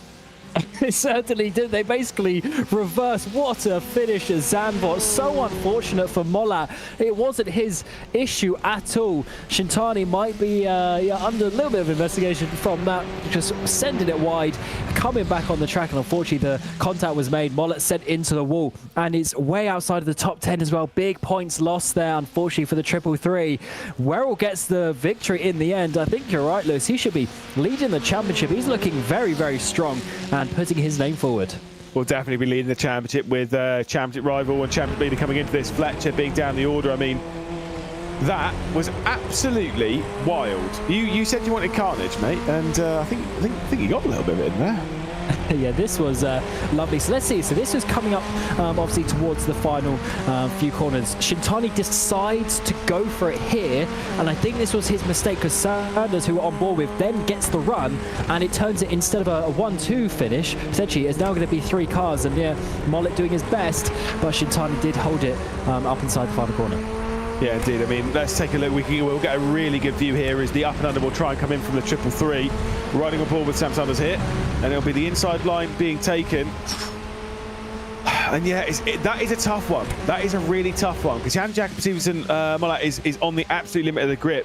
It's been too deep from Shoma Shintani, who's then come back onto the line, and Lewis Werrell come to take the victory. Absolutely wild scenes here in the second race of the day. Of course, we do have British Formula 4 Esports to come up after this, but yeah, if that's how the day's going to start, I'm pretty sure we're getting some drama in that.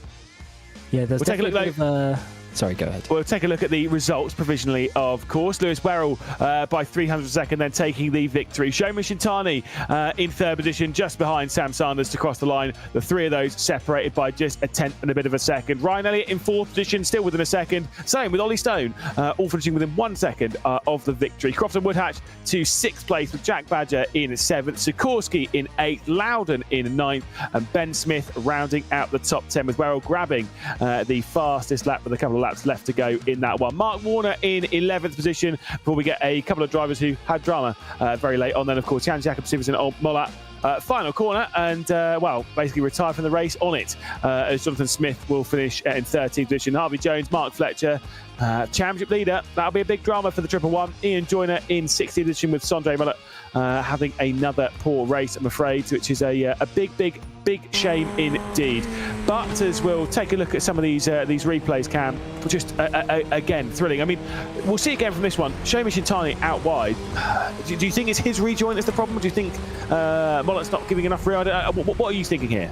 I see Shintani have a little jink to the right. So he's on the, you see here, there's just a little whoop. I don't know if he was fully in control of the car at that point, but the car does a little jink to the right, and that was enough. I actually feel a bit sorry for Sanders here because he couldn't really do much else. And Werrell just, the passing of the seas in front of him, and he was able to obviously get the momentum. So he was perfectly poised to go from 4th to 1st to the line.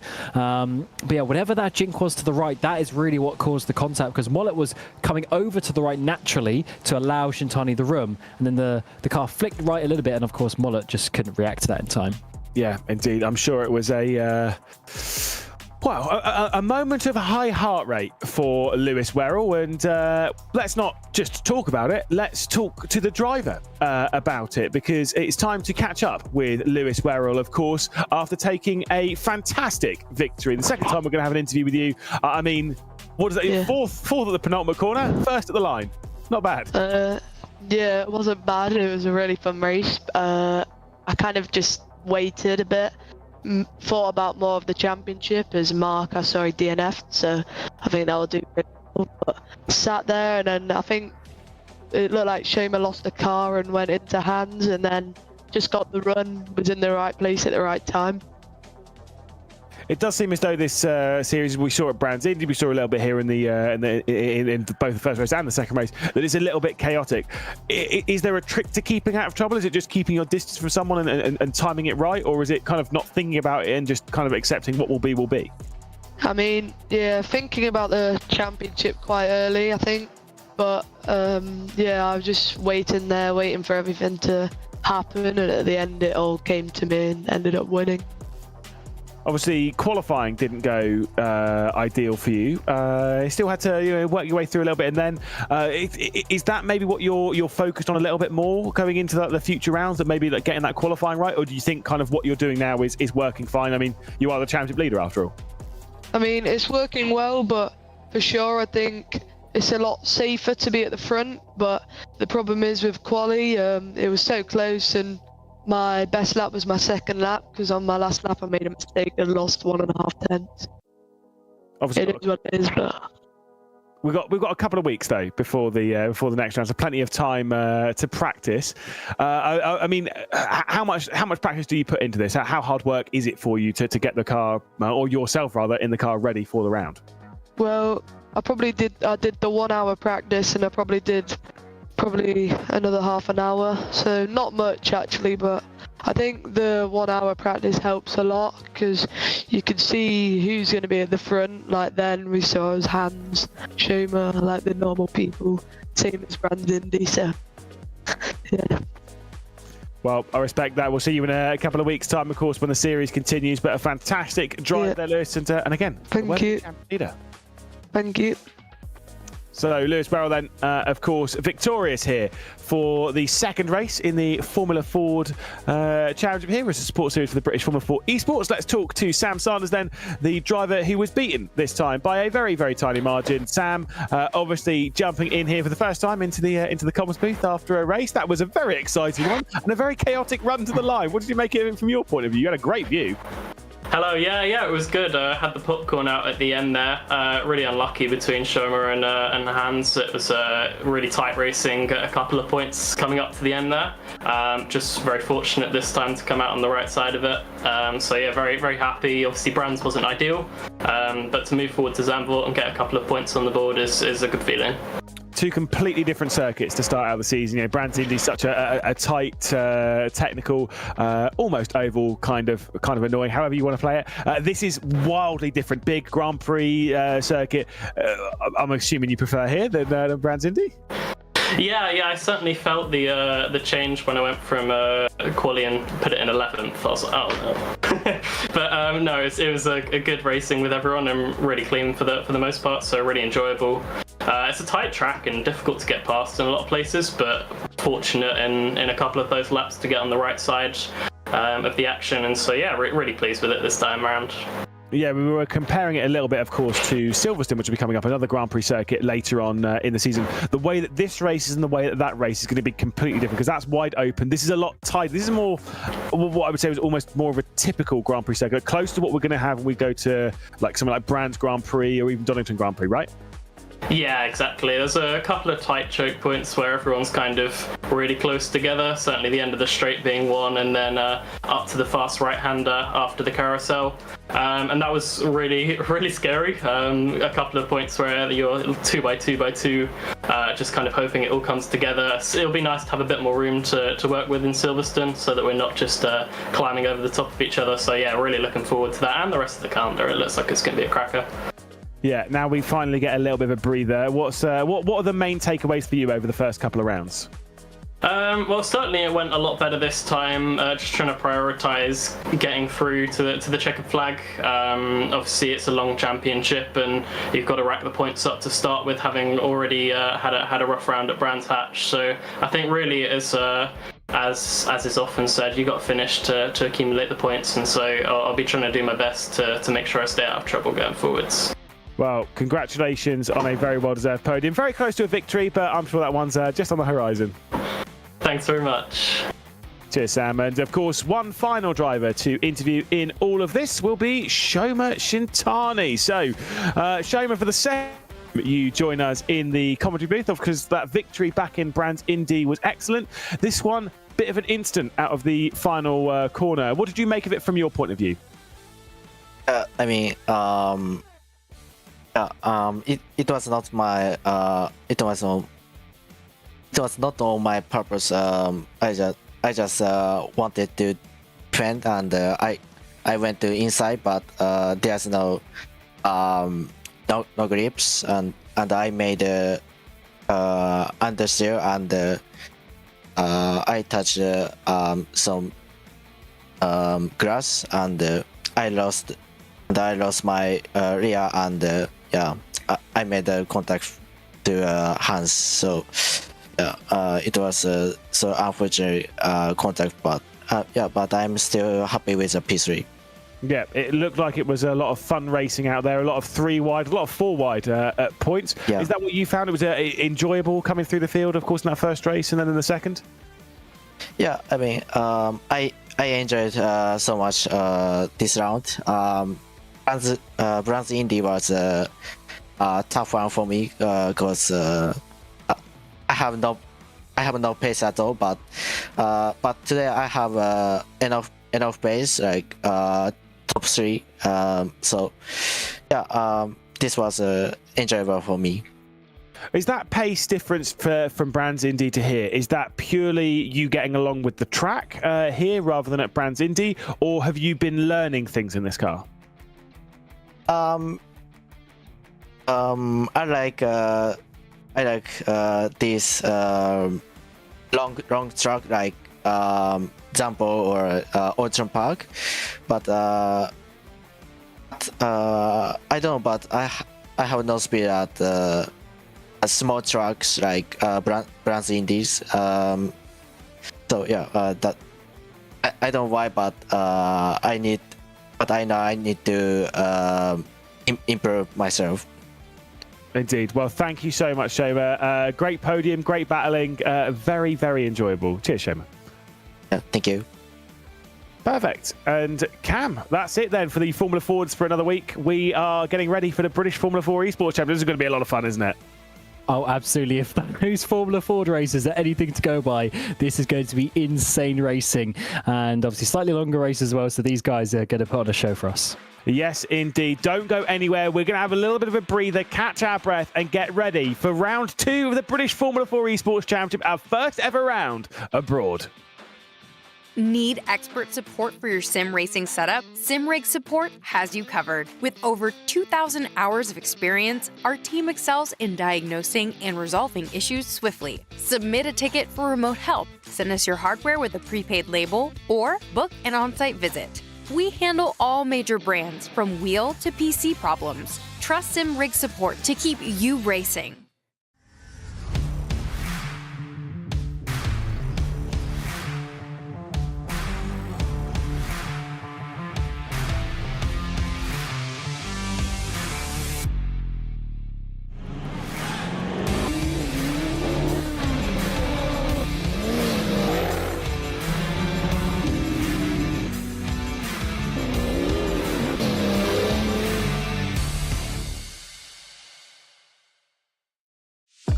My name's Kieran Prendergast. I race for Mensa Racing, sponsored by DBU, otherwise known as Driven by Us.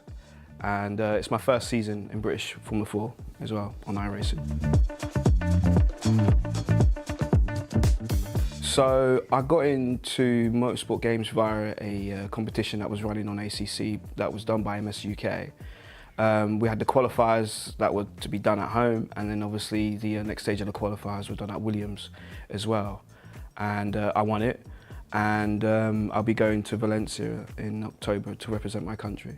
To be honest, when I got announced to represent my country, I couldn't really put into words how I felt at the time. I was with my dad, and yeah, it was quite emotional, to be honest, but yeah, happy nevertheless.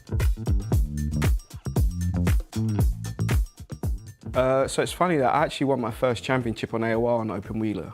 And then obviously competition kind of died down on F1 for me on the console sides of things.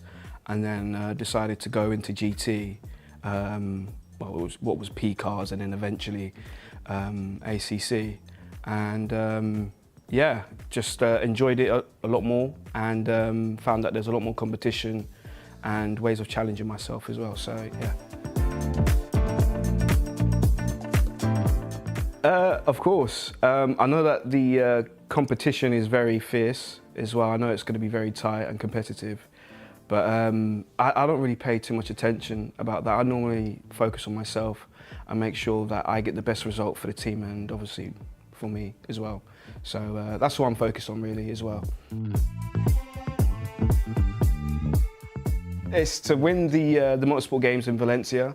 I know that the country has high expectations since James Baldwin won the last motorsport games as well, so I've been putting in practice and a lot of hours already for it as well. So I guess my aims in that case would be to win the motorsport games, and obviously the next couple races that I have in SRO to do my best in as well.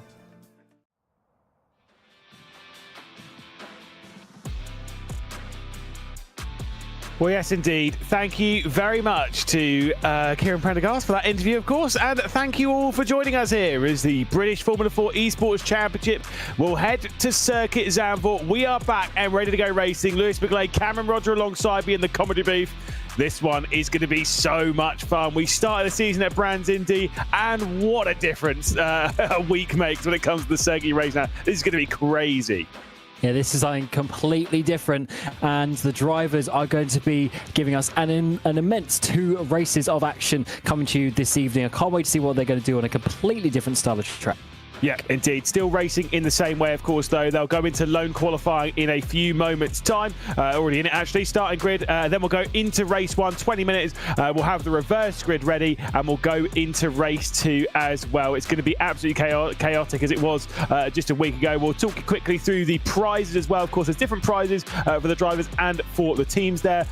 Things like the Club 100 experiences for the teams as well, along with testing, hospitality for any round of the British Formula 4 Championship in 2025, which I might be popping down to Brands Hatch if anyone's around, and of course that fantastic day in the base performance simulator in Banbury, which of course they had last year as well. So absolutely fantastic prizes in there. The calendar, of course, we started at Brands Indy. We're here at Zandvoort. We have a couple of week break before we go to Snetterton, Alton Park, and then Silverstone before we get a couple of week break before we end with the trio of Knock Hill, Donington Park, and Brands Hatch. The return to West Kingsdown, of course, where this championship really it feels fitting to end at, of course. We'll take a look at the Drivers' Championship after the first round and some excellent podiums. Remy Gilbert up in the top of the standings. Leo Brown victorious in the first race in second place. Graham Carroll victorious in the second in third. Henry Moore moving up from the Formula 4s into the Formula 4s, of course, fourth position in that. Matt Carroll on a couple of good results. Some big names, obviously, further down the order. Goga Bowdy, Will Chadwick, Dana Moore. I'll talk about that a little bit more in a moment. As Pablo Espez and Joseph Loke. We did catch up with a little bit of the weekend, actually. In the constructor side of things, though, no one is shocked with some excellent performances in those races. So consistent, always in the top 5. Guild Esports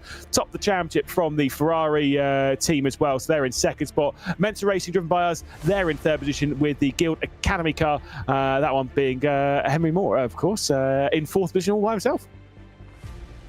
Absolutely, and a great jump up there. He had such a strong performance. Well, we mentioned before, Guild did as well. They just basically dominated. They had the speed at Brands Indy, despite it only being about 4 corners on that track. They were able to just have those extra thousandths of a second, so he's really going to be close. And actually the Ferrari cars as well, but they're both of them up there towards the front, so it's interesting how that one fared. But as we come to a completely different style of track, we're going to have to see obviously how this is working out. But actually, for the likes of Henry Moore, he's already back up towards the top. Yeah, and it's Riker then. So big one for BS. They had a really terrible round back in Brands Indy, not to be the bearer of bad news, but it wasn't great for them. Wasn't really great for the likes of Alexander Spets either. He currently sits in 6th position. Again, one thing that we're noting here, Cam, is a tight qualifying session. Riker from Moore, from Caruana are all within a 10th of a second. Graham Carroll, one of the drivers, that's definitely in contention here for the championship. Only sat back in 4th position, a 10th and a bit off the pole. Yeah, it's going to be a crazy season with how close these results are, and I wouldn't be surprised if we do see basically thousandths of a second separating every single pole position this season. It's going to be quite something. But yeah, Henry Moore, of course, is doing a good job so far, although maybe not on that corner. Yeah, went a little bit wide there at the going out of 12, and so this lap will definitely be invalidated. I don't know if he's on an actual timed one at the moment, or whether he's completed his allotted amount of laps in the session. Again, will not get another one. That will end the session for Henry Moore regardless, because only 1 minute and 20 seconds left to go in the session. There can be no lap time from Henry Moore. It's still rapid regardless. Here's Graham Carroll then out through the final corner, has got a 1 minute 33.138 onto the board, and across the line with a 30.0. Good enough for 2nd place as Johnny Cattler improves to 5th. This is awesome though. Less than a 10th for the top 4 drivers. So yeah, we've seen Carroll go up to P2. His teammate Baldy coming out of the final corner, get the run up towards the line. And we mentioned it's still a long run, even for these cars with a bit more power, a bit more downforce. Tyne goes up into 6th place. What's it going to be for Baldy? Can he get himself inside the top 10? Looks like it's going to be 13th position. Big shame for Gogo Baldi, someone who's got such experience in the world of sim racing. Not really the ideal start for him, as we'll have Saoirse Fitzpatrick then, who we'll see running around the circuit. At the moment, sat in 24th position, about a second and a half off of the pole. I think quite a few drivers have ended their session. Will Chadwick, obviously, that session's over. For quite a few, though, the session's already over because they don't have enough time to come around and complete a lap anyway. Yeah, absolutely. A short session around here, but Riker looking very good at this moment in time. Doesn't look like anyone's going to be able to beat him. So that's a lot better from BS Competition. Didn't have the best start, as you're saying, but from pole position, he can certainly do something from that. But he has so many fast drivers in behind. It's going to be hard to predict the winner here. Yes, indeed. Great stuff, though, from Elias Riker to have grabbed that pole position. What a turnaround for the BS Competition team. And we'll take a look at the starting grid then. Riker will start from 1st place. Graham Carroll will start alongside in that front row with Henry Moore. Great qualifying for the Guild driver in 3rd. Quite far ahead of the other Guild drivers. Matt Caruana then in 4th position with Johnny Cattler and Jarl Tyne up the order. So again, looking good for BS Competition in 1st and 6th. Isaac Price in 7th for G2 Esports. Got some news on those as well. Alexander Spets in 8th, Will Chadwick in 9th, with Remy Gilbert, championship leader, down in 10th position, just ahead of Leo Brown, race winner in the opening race of the season. Martau will start from 12th position before we get to Gogo Baldi. Pablo Espes will start from 14th position in the Williams Esports Academy car, with Ryan McAuliffe in 15th. You've got Stugelet, of course, in 16th position, with Lafaro starting from 17th. Conor Muir will start from 18th position, just ahead of Manuel Biancalilla, jumping in for Joseph Loke this time, or really it's his seat back. Joe Hull will start from 20th position. We've got Kulik back in 21st, Prendergast in 22nd, Olivia Hayward starting from 23rd, and Saoirse Fitzpatrick starting from 24th. It is Beckham Jasir starting from the final position on the grid. Cam, it is a very different grid to what we had just a week ago in the positions they're lining up on. It's going to be an exciting one, this. Oh, certainly, and it is going to be a great job to see who is going to master this track. It's a lot different to what we had last time. The racecraft is going to be quite a bit different. We've seen overtakes to the line in both the Formula Ford races out to the final corner, and I just wonder if someone's going to have that in their back pocket when we get to the final lap here as well. Yeah, indeed. Well, like I say, for those drivers that didn't start out the season so well a week ago, now is the time to turn things around, because there's no drop rounds, none of that in the British Formula 4 Esports Championship.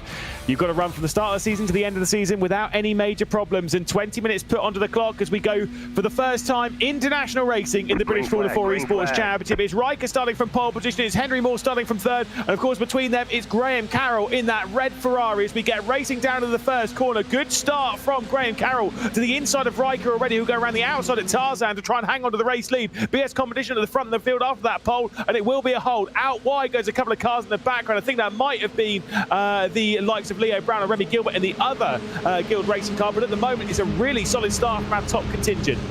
Yeah, looking very nice. There was a decent start in the background from the two G2 cars. They're sitting in 5th and 6th place as it stands. As we come up the hill, no one really side by side in top lot, but 3 wide in the background. Whoa. Cars all over the grass as they try to get a little bit crazy up towards Skyback for the first time of asking. That looks like it might be Ryan McAuliffe losing place to the number 6 of Lafaro. And as we come up towards turn 8 for the first time, top 4 very close. Yes, indeed. They are extremely tight, we'll say. Gil going out a little bit wide. Henry Moore with a move to the inside on Graham Carroll. This could work in Carroll's favour over the inside line and going into turn 10. Matt Caruana might be able to pounce as well as he sends his way down the inside, going down to the 10th corner. Out wide behind all that, got Jarl Time running out a little bit deep. He's dropped the position already to wide. Henry Moore completes his move, or well, almost so, coming down into the Hans Erzbach is Henry Moore to the inside of Matt Caruana, who sends it in deep. Henry Moore with a big moment in deep. Matt Caruana, 3rd position. That was brilliant stuff.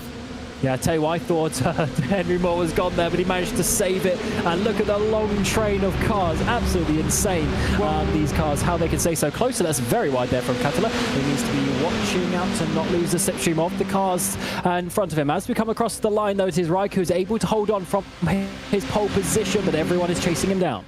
Couple of drivers then dropping down the order. Matt Caruana gives a bit of a look. Jarl Time dropped back to 7th position on the start. Alex Spetz dropped down to 12th from 8th. So not a great start from him. So already a few position switches in all of this. On Martal go a little bit deep there at turn 1. You can see the position switches on there. Remy Gilbert as well losing further positions to the champion leader. Not having a great qualifying. Not having a great start to the opening race here at Circuit Zandvoort. It's Elias Riker leading from Graham Carroll, from Matt Caruana, from Henry Moore, from Yoni Katala, the top 5. And the pressure that they're putting on each other. A few interesting lines there. Not liking that. Come up towards the sky flag. That's not necessarily the way to do it. But yeah, loads of pressure being put on Riker, and he's got to hold on for a very long time. And we know at one point some of these drivers are going to send it down the inside. Are they going to do it once more? Yep, they're going to give it a good look, I'm sure. Let's see, go down into turn 10 then. There's a bit of a look, but nothing major, no big sends. Matt Caruana holding on to 3rd position at the moment. This is not what we were seeing a week ago when we saw Guild running basically 1st, 2nd and 3rd at various points, looking absolutely dominant at the front of the field. They were in the top 5, I think, with all 3 of their drivers in both of the races. It's now Henry Moore who's the only one for Guild, and that's the Guild Academy car, not the team that's leading the championship on the point side of things. That's Leo Brown and, of course, Remy Gilbert that are behind the wheel of that car. Henry Moore does not add points on that side of things. He's currently the lead driver for that team as we see Matt Caruana jump through the final turn. There could be a switch in the race lead here. Graham Carroll could be giving him a look down the inside of Riker. BS Competition going for him. Matt Caruana's going to make it 3 wide as we head down towards Tarzan. It's Matt Caruana with the big send to the inside. He gets onto the brakes. Will he be able to stop the car, or will there be contact? Brilliant move from Caruana, who goes from 3rd to 1st. Double slipstream being used to great effect, and actually it's going to be side by side in the background though. Loads of issues there. The 88 Will Chadwick who's running up towards the front at the previous race, but not this time around, and we come back to front here because Caruana has been able to hold on to that lead as Carroll stays in 2nd place, but the cars around him flip-flop. Yeah, Leo Brown also dropped back in all that. Riker and Carroll switching over. Once again, that awkward line coming in from Henry Moore to the outside. Riker's going to go as they head their way down into Sky Flag. This could be dangerous as well, bit of a slide as well. Riker getting pushed out wide. Here comes Henry Moore then to the inside as we head down towards Masters. Brilliant move from Henry Moore. Out a little bit wide in the Exeter Masters. Graham Carroll will look to the inside. Matt Caruana is checking out now. It's crazy how it's just like a plug in a sink. As soon as one overtake comes, everyone sees the opportunity, and for half a lap they go crazy before they get back into their single file formation. And that was a little bit wide. There's Carroll wiggles there in that 3rd position as it stands. Of course, more than getting himself up into the top 2. In the background, 3 wide almost coming down in towards the braking zone. Huge sense in the background. Is that Martel maybe? No, Remy Gilbert as well making some moves. He was down to 14th, now back up to 11th. I think it was Pablo Espes who tried making the move on Gogo Bowdy, looking to the inside, and it's cost him as Remy Gilbert Gilbert's worked his way through, is able to fend off Lafaro. Ryan McAuliffe now knocking at the door to try and work his way into the scene after an awkward qualifying. Leo Brown's dropped right the way down to 17th after that issue on the previous lap. We're not even 5 minutes complete in this race, Cam. Matt Caruana, though, has the lead by 0.3 of a second. That's definitely closing down as Graham Carroll. I think that weave from Carroll was more his communication to be like, look, I'm not fighting you, mate. You go close him down, then we'll have some fun time battling for the race victory. Yeah, I think I agree on that one. He was very smart with his overtakings back at Brands Indy. Looks like it's going to be the same again. Side by side in towards turns 2 and 3. That's an absolute send there by McAuliffe, making up a position. And that is currently 15th. But look how close everyone is up ahead. That is still some good positions. Remember, top 15 is the potential reverse grid for this series. Yes, indeed, as they again remain extremely close. There's a look to the inside from Leo Brown, trying to get into 16th spot, but can't quite complete that move. Now we're talking, that whole talk of championship on the constructor side of things, on the team's championship side of things. So trying to make that move, and again, as we said for Guild Racing, just to remind you, as Remy Gilbert is going to get past Gogo Baldi and up inside the top 10. This car here, despite it being a Guild car, it's the Guild Academy car. It does not add points to Guild in the championship. We have also lost Dan. I'll touch on that one very quickly when it comes to the Academy cars that have worked up from the Formula Fords. Of course, Danamore not in this round. He's decided to focus a little bit on the IndyCar Championship. I think it's mostly because he's scared because he doesn't have that board in the background they can put messages on, but he's decided to focus there because, well, that's where a lot of the Apex Racing drivers are. They're not in this. Yeah, absolutely. But the championship is no worse, because look at what we're seeing on the track. The first couple of races of the season have been absolutely insane. This third one so far is looking very good. Everyone is so close together, having a great fight up towards the front. So Caruana had a little bit of a gap forming, but Danamore, thanks to Carroll not really overtaking him for a lap or so, not putting the pressure on him that much, Moore is able to just close down, and Caruana is going to be looking in his mirrors once again. So it's definitely not over, but pretty insane stuff here. So we've had issue for Leo Brown. He was up inside the top 10 at one point. He's dropped down, and even more bad news for Guild. Yeah, indeed. No, we've highlighted the fact that he's running in 17th position a couple of times on the back end of... well, now he's ahead. So he has made his way through. So Leo Brown moving up to 16th position, as highlighted a little bit earlier. So it's all good. Well, I say all good. It's really pretty bad for Guild on that sense. As here's the disappointment for Will Chadwick. What's happened to him? He looks devastated. That is such a cool graphic. Good old Will Chadwick, of course, RaceSpot's very own commentator as well. Let's see how this happened to him, though. Down in towards turn 1, that is the old tie-in just to his outside. And just a bit of contact is made, and unfortunately 33. So that's obviously how Brown went down. So not the ideal situation for any of those drivers involved. And he looked devastated, did Will Chadwick. I was there regging him on when he was making that face as well. It's a poor guy. And then he had to sit down and chat with me for a little bit. Well, he's not going to be chatting with me after an interview after this one. He's way too far down the order.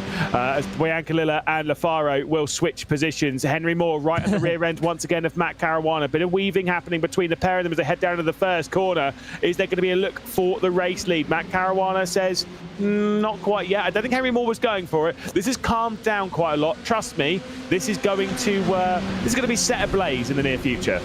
Yeah, did you see that communication though between them? Caruana just did a little wiggle, and straight away Moore did a little wiggle back as if to say, yep, I understand what you're saying. They're not going to overtake at this very moment in the race, because what they want to do is they want to get rid of drivers behind them. If they battle, they keep the top 10. There's, what has happened? Huge contact down at turn 3. Yeah, indeed, quite a few cars that are off and all that. That's going to take some looking over.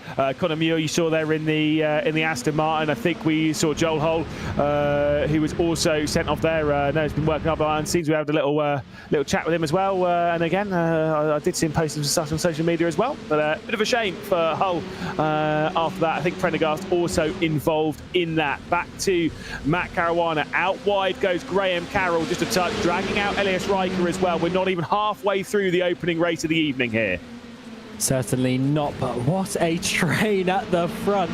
Insane stuff. It looks like the top 10 basically all on your screen, and a few stragglers trying to hold on to that. This is definitely more than the rule of 6 that we've been mentioning in this series, but I do think they are being a little bit more calm. Let's see how this, contact left rear to right front, and Hull spun around just like we saw with Sikorsky in the Formula Fords. Yeah, Hull could do nothing in that, and there was a rear wing missing. I think after all that, there was right ahead ahead of Muir, who could do nothing about it. One of the Prismatics just trying to come through and avoid all that. I think there was even more contact with Will Chadwick trying to force his way through. All just a bit messy in all that, I am afraid. Either way, we'll look back to Matt Caruana, who I did catch up with actually the weekend. He appeared at Brands Hatch on Saturday with Ryan McCallum, did Matt Caruana.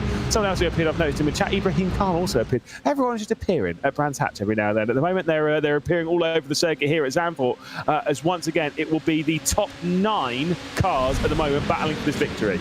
Yeah, this is pretty cool. We are seeing the top 3.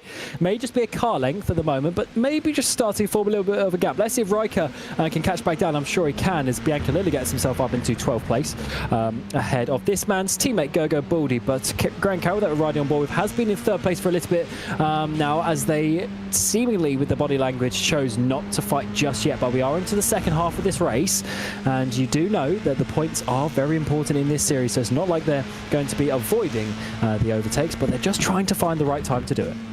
Drop the green screen in the background as Graham Carroll, but still has a bright red Ferrari shirt on, rightfully so, as the driver who won the previous race of the championship in that fantastic drive at Brands Indy, looking for a 2nd consecutive victory here, but still 9 minutes away from the conclusion of this race. Still plenty of laps around Circuit Zandvoort, and Matt Caruana, Henry Moore, Graham Carroll, Riker, Cattler, Price, Tyan, Spets and Martel.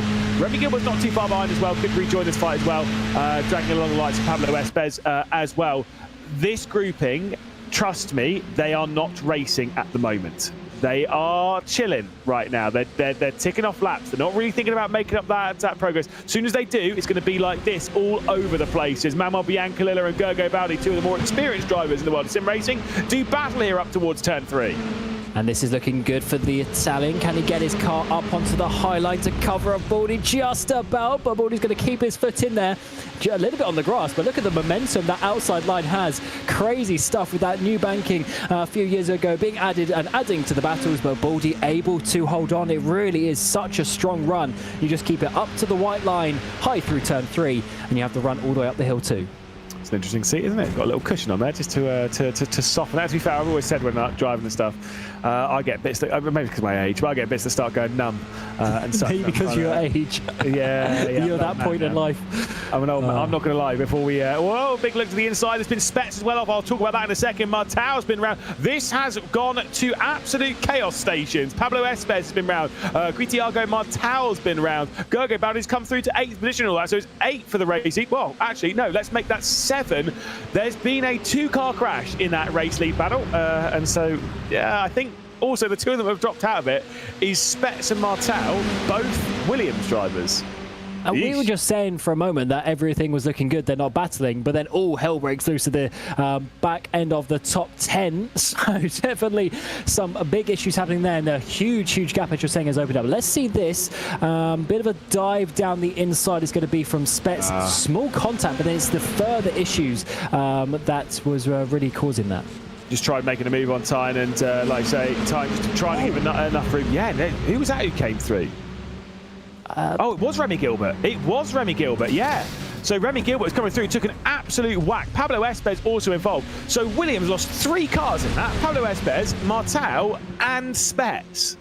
That is so unfortunate. They are just not having the season, are they? And it's only been the 3rd race of it. They're really going to have to try and come back in the middle part of the season after being so close, you know, towards the championships in the previous season last year, 2023, but here in 2024. And it's definitely a new look to the British Formula 4 Esports Championship. As up towards the front, though, we are seeing a familiar name of Matt Caruana, a bit behind him, Henry Moore, of course, your champion of the Formula Fords last season. Yeah, indeed. Finished that season, 16 races, 15 podiums in that. Yet to take a podium. Did not have a podium back at the previous round at Brands Indy, but desperately looks for his first podium, which could potentially be a victory here to make it a 2nd victory for Guild on the season. Matt Caruana looking for a 2nd victory of his British F4 esports career. Same with Graham Carroll as well. Then you've got the likes of Cattler, of Price, of Tyan, of Baldi, of Martel. Well, Martel a little bit too far, same with Baldi. But the rest of them, they're all looking for their first victory. So it's only in this group, Caruana and Carroll who have victories. crazy stuff how this championship works, but every single one of these drivers is fast enough. Clearly they're in this top group, but they're also good enough to get a victory today. They just have 5 more minutes to try and work it out. Henry Moore hasn't gone for anything for a little while, so I wonder when the floodgates will open and he'll start to take the opportunities. In the background, Martel and Baldy having a great scrap there for P8.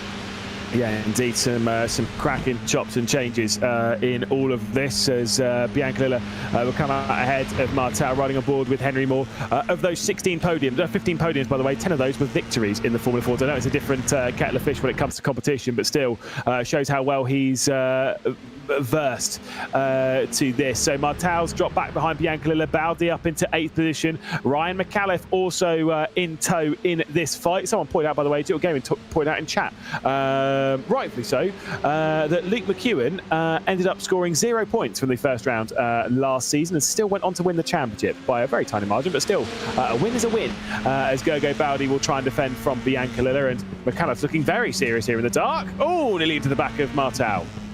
Oh god, you should have seen the face that I just pulled there. I thought that was going to be a big wreck, but fortunately he was able to stop the car in time. And yeah, not too bad from McAuliffe with the race going on. He hasn't had the cleanest race so far, but he has the potential to get even up to 8th place, which is currently being held by that red Ferrari car of Gergo Baldi. He wiggles to the right, wiggles to the left as they come down the front straight, trying to do everything to avoid the slipstream of the Italian of Bianca Lilla in behind. He's going to go to the outside line for turn number 1, uses the speed around the outside, but not more contact is made in this race as Baldi goes off with Bianca Lilla. Yeah, Bianca Lilla and Baldi just making contact at the first turn, and away they went. So there's more drama to look at, more replays for us to go through. Cam, you asked for chaos in the Formula 4 race. I think we're getting a fair amount of that dished out here as we have 7 cars sort of battling for the race. Yard time's dropped back from this just a touch. I think maybe he's thinking, look, I'm going to take a little step away from this and I'll rejoin it in a sec as I'll try and hammer my way into it for a chance of victory. Once we finish this lap, I believe it'll be 2 to go at the line. So we've got 3 laps or 2.5 laps left to go of this one. Matt Caruana continues to lead, and trust me, this is going to be turned up bit by bit. Talk me through this incident, Cam. Okay, so Bianca is on the outside. It's hard to see from that angle. I want to see how far Baldi comes away from the white line. Not too much, you know.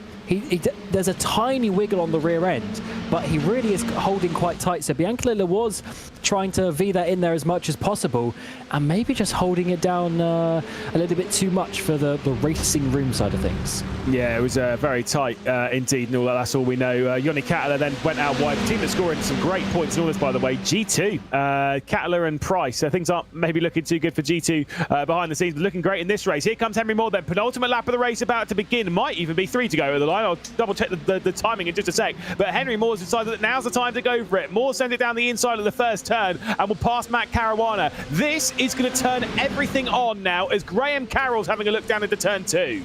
Yeah, they've waited, and now this is the time. It's a 2-3 lap dash to the end.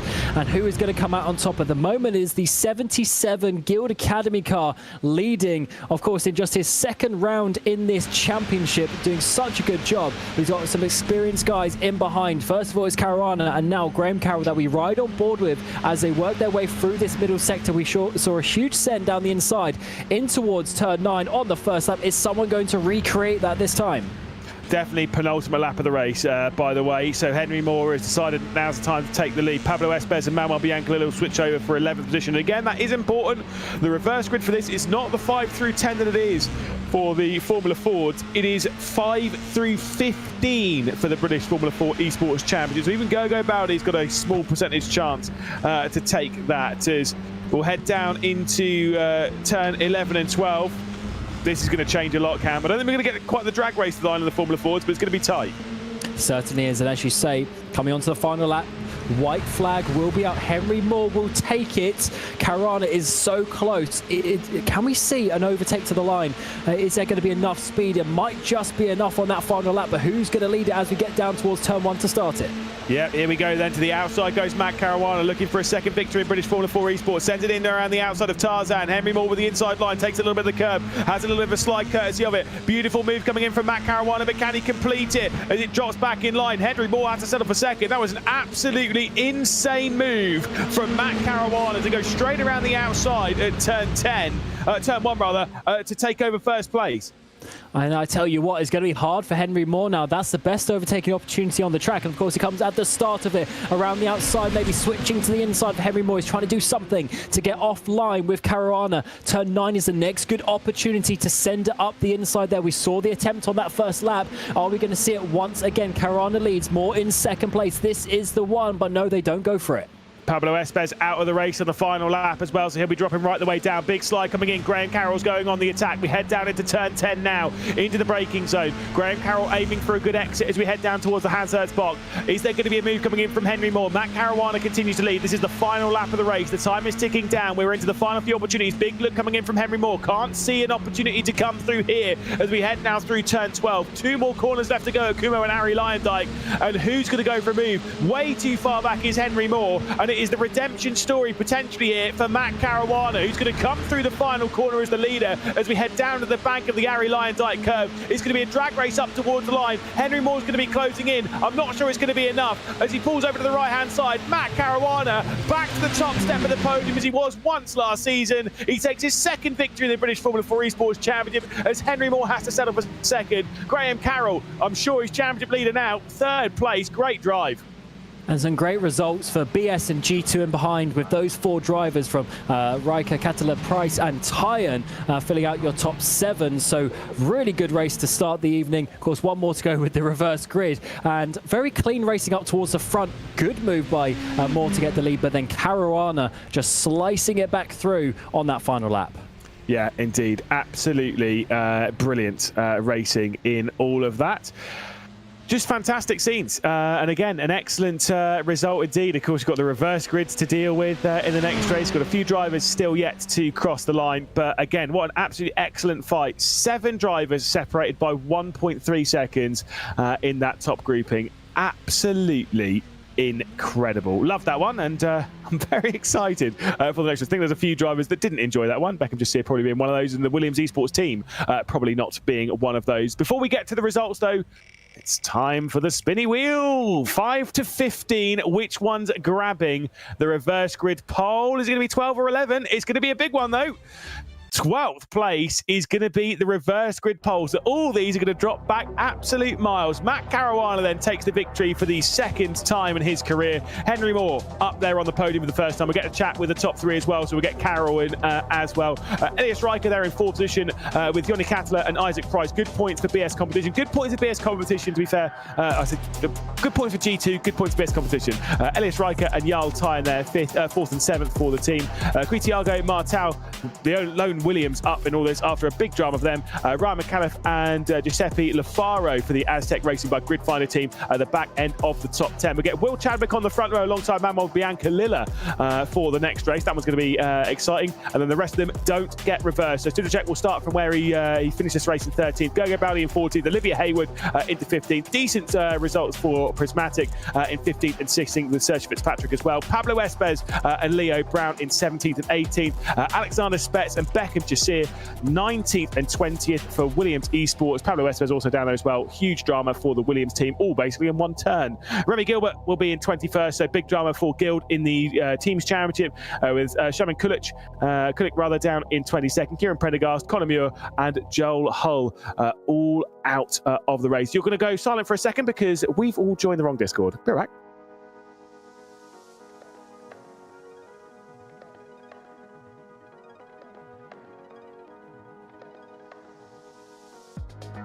I'm the slow one to join. That's fine. Of course, we'll grab ourselves our interview with the top 3. We'll start, of course, with Matt. It's been a long time for this redemption arc to complete, and I feel, Matt, we are at a completion. When I saw you, I looked pretty happy at the weekend, and looking even more happy now. Excellent victory. What a drive.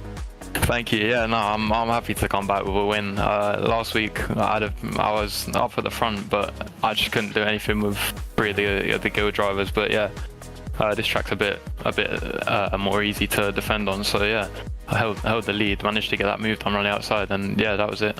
Yeah, Graham Carroll said a week ago that the championship effectively starts now because we lose Brand Indy, which is like the oddity on the calendar. Is that kind of what you were feeling coming into this round, that this is where it really begins? Yeah, I think so. I think Brand Indy's probably the odd one out, like Graham said on the calendar. Yeah, I feel like it started, to be honest. Both the guild drivers that are ahead of me didn't have the best of races, so that puts me in a good position in the championship. Let's talk about your move for the overtake for the race lead there outside of turn 1 at Tarzan. That was brave. That was well thought out. Is that where you were expecting the move to come from, or were you expecting maybe a different point of the second? I mean, it was so brave to go around there. Yeah, I mean, I wanted to be on the inside, to be honest, but I knew Henry was going to cover it off, so there wasn't really any point trying. So I just tried to stick it around the outside and managed to get the grip on the exit and clear him before the next bit. But I feel like if I wouldn't have cleared him there, then he would have just gone back around my outside, so I had to get it done there. Now, before I let you go, I've got to give you some terrible news, I'm afraid. The reverse grid number, it's not looking good for you, Chief. It's 12th place. And thinking about how this car races around the circuit, what does that kind of make you feel going to this? Are you still confident to work your way through? Are you expecting an awful lot of carnage? Probably a little bit. I think maybe there's some people who get a bit greedy, but I'm just going to race my own race, see what happens in front, and most importantly, just stay alive. Well, thank you, Matt, and maybe we'll be joining you in a few moments' time after the race too. We'll have to wait and see. It's going to be a tough one. Thank you. There we go. Matt Caruana, for the second time in the British Formula 4 Esports Championship, is a race winner. Let's talk to someone, though, who's picking up their first. It is a first podium in the championship from Henry Moore. I said we were going to chat to Henry Moore at some point this season. It's not quite a victory. It's second place, but you did lead some laps. You were competing right towards the front. How does that feel? Yeah, no, it feels good. Pace looks good. Just trying to bring home the points. Obviously, it's a long championship, so yeah, I'm happy with that. Now, Guild didn't have quite a great race with obviously Leo and Remy having problems. You're obviously right the way up there. The previous round at Brands Indy, though, you were all kind of around each other. How's that kind of differentiated your own mentality for this round? Well, to be honest, it just makes it a bit harder, you know, working with people that you can't communicate with. Just makes it a bit more difficult, but yeah, pace is good from all of us. Just, yeah, it'll come in the rest of the season, I'm sure about that. You had 15 podiums out of 16 races last year in the Formula 4. You've now got 1 from 3. What are the chances of a big podium streak starting now? Well, hearing about that reverse grid, I'm not quite sure. Yeah, I'll just get my head down, see what I can do. What are you expecting from that race then? You know, because Matt was saying about how he's going to drive his own race, but obviously you're going to be starting from 11th place. It is going to be tricky out there. It's going to be basically big pack racing, but you can make moves in this car around here. Yeah, you can make the moves. It just depends on how much of a scrap it is, really. Obviously, you saw in that race, long train, but I assume in race 2 it would be a long train, but a lot more battling. So yeah, I'm looking forward to it. Yeah, indeed. Henry, best of luck in the next race. Maybe we'll be dragging you back in for more interviews. Who knows? Yeah, hopefully. Cheers, guys. See you soon. Henry Moore then, Formula Ford champion. We'll kick him out of the commentary booth and we'll take a look at the move that dropped him from first to second. What timing that is. Great move from Caruana then. And it was how Caruana then absorbed the pressure of Henry Moore and Graham Carroll behind as well, Cal. Oh, definitely. I mean, especially a bit later in the lap, you're going to see Henry Moore having a bit of a wiggle to the inside, trying to have a look. And even here, look at the slipstream. Goes to the left-hand side to try and open up a potential move, but not quite enough. Caruana just hitting his apex perfectly there, not losing any time, not giving Moore the opportunity to even think about it. Here was the next opportunity. These two sort of almost hairpin corners there. You can see Moore keeping it to the left, not opening up. But this is an interesting one. Turn 10, it opens up to the inside there, but Moore, interesting, deciding not to go for it, Lewis. Yeah, indeed. I mean, I've got to say, it's brilliant racing between the pair of them. It really does show nicely. It was clean. It was brave. Like I say, a bit of a look here, but just too far back to commit to it. And I do like, you know, again, there's the look trying to get them offline, but Henry Moore's not going to go for it too much. I mean, he's still thinking good championship points here, and he is in the championship contention. Absolutely, and second place was still strong. Even for Graham Carroll, he wasn't trying anything silly either. I would have liked to see Moore be a little bit, you know, extra aggressive on this final lap, because he could have potentially had a bit more of a run maybe to that line there, or for instance in turn 10 or turn 11 he could have done something. So let's see obviously how he works out in the future, but hopefully he's able to you know, continue getting on the podium. No Will Chadwick jump scare. It's just us. We are on the broadcast. Hello. This is what we look like. It's terrifying, I know. That was, again, great racing, great battling. You say maybe you want a bit more aggression. Trust me, we're going to get that in the second race. 12-car reverse grid. Oh, my goodness. Absolutely. This is very tough. I mean, there's, different levels of difficulty, but this is, I would say, almost impossible to win from P12 in this series, especially with what we saw in the first couple of laps here. We saw the big train of cars, and then just one by one, it went down. Then it went to 9, then 7, then we got to the final sort of 5 on that, or 6 on that final lap. So definitely a very difficult one for those drivers to try and win. But what they need to do is just confirm, let's say, a top 6, try and get up some places and save some good points. Now, as much as we've just heard from Henry Moore, obviously we had Media Day at the start of the year. You've seen the interview from Kieran Prendergast, and obviously we had the one last week from Matt Caruana. We will catch up with a few of them on Media Day. Also on Media Day, or the day before anyway, we did actually get the chance to have a little chat with Henry Moore. Let's see how he was feeling before the season started.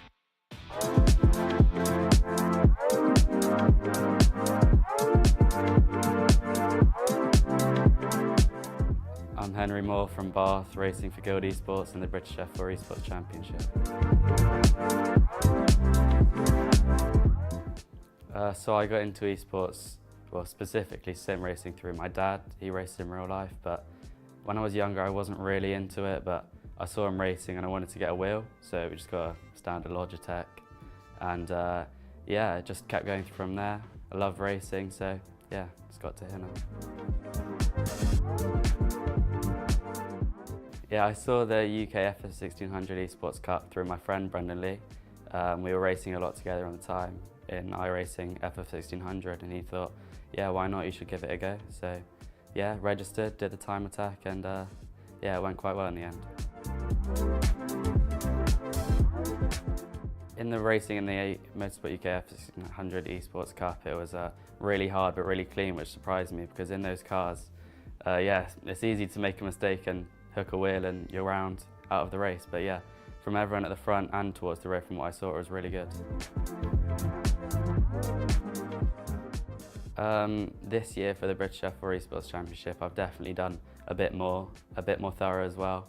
Kind of more set out goals for each practice session that I do. Before, it was in the FF 1600 Esports Cup, it was just get a few laps in, see what I can do. But now it's definitely a lot more thorough. My goals for the British F4 Esports Championship, just do the best I can. I know we've got a strong team going into it, so yeah, I'll try and win basically. Something about me that you might not know would be I used to play football for Chelsea back in the day. Nice. Yeah, that stopped a while ago, but yeah. Bit of rugby, bit of hockey, bit of tennis, bit of cricket. I'm a 3 handicap in golf.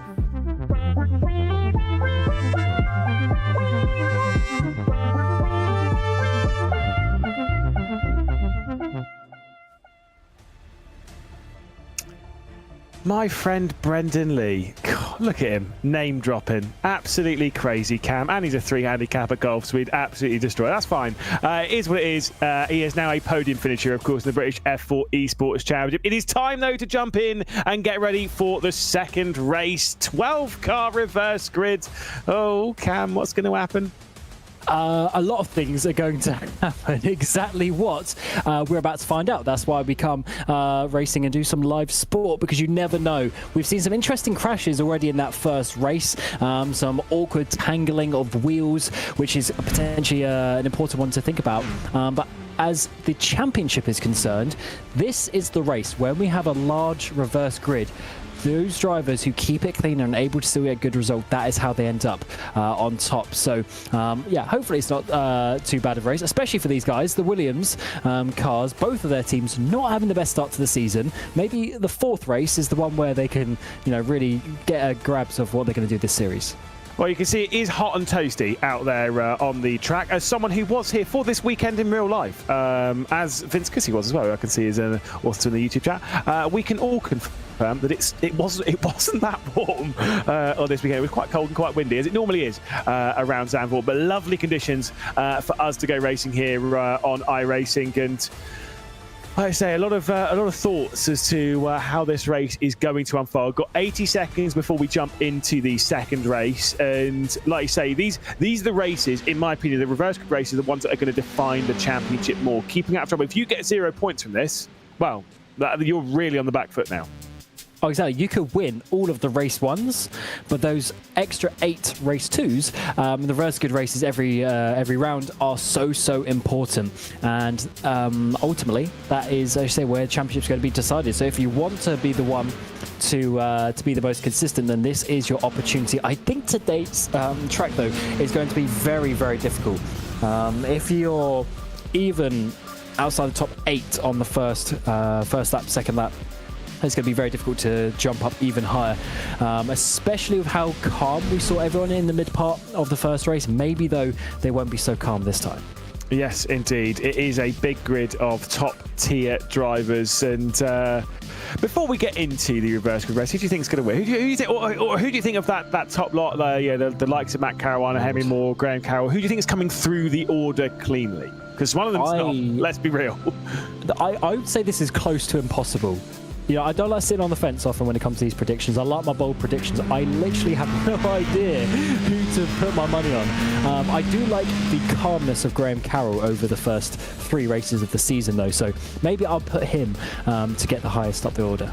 To be fair, I'm surprised you didn't pick Shoma Shintani to come up on top of this. Well, he's not in this race. No, I know, but still. But you never know. The grid, the first one, and you still went for him. Absolutely wild scenes from Cameron Roger. The grid is set and ready to go then, and we'll walk our way through it in just a second. It'll be Manuel Biancalilla starting this one from the pole position. I'll read through it quickly though, just in case. Biancalilla will start from the pole with Chadwick alongside. Lafaro will start from 3rd position with McAuliffe in 4th. Then Martau in 5th. And Jarl Time for BS Competition will be starting from 6th position. The rest of the grid will see Isaac Price and Yoni Kattler with Elias Riker, Graham Carroll, Henry Moore and Matt Caruana, the race winner of the previous race and where the reverse grid point was set. Sudachet will start from 13th position with Baldi in 14th. Hayward, Fitzpatrick, Espes and Brown. Big drama for Guild, being right the way down the order. Brown there, Gilbert even further back. Spets, Jasir, then Gilbert, then Kulik. Of course, with Prendergast and Muir. The final position on the grid will be Hull. It is a 25-car grid. It is going to be an absolute battle around here. 20 minutes is put back onto the clock, and Biancalilla will be starting this one from the pole. The race is underway. The second one here in international territory. It's not a particularly good start. I believe it might be from Jarl Tyne, who's dropped right the way back. There was someone who did not have a good start for about the 3rd or 4th row. Either way, though, for our race leader, it is a comfortable one from Biancalilla. Chadwick in tow behind, despite the dramas in the previous race, is still in 2nd spot in this one. So not too bad as they funnel their way through the second turn for the first time.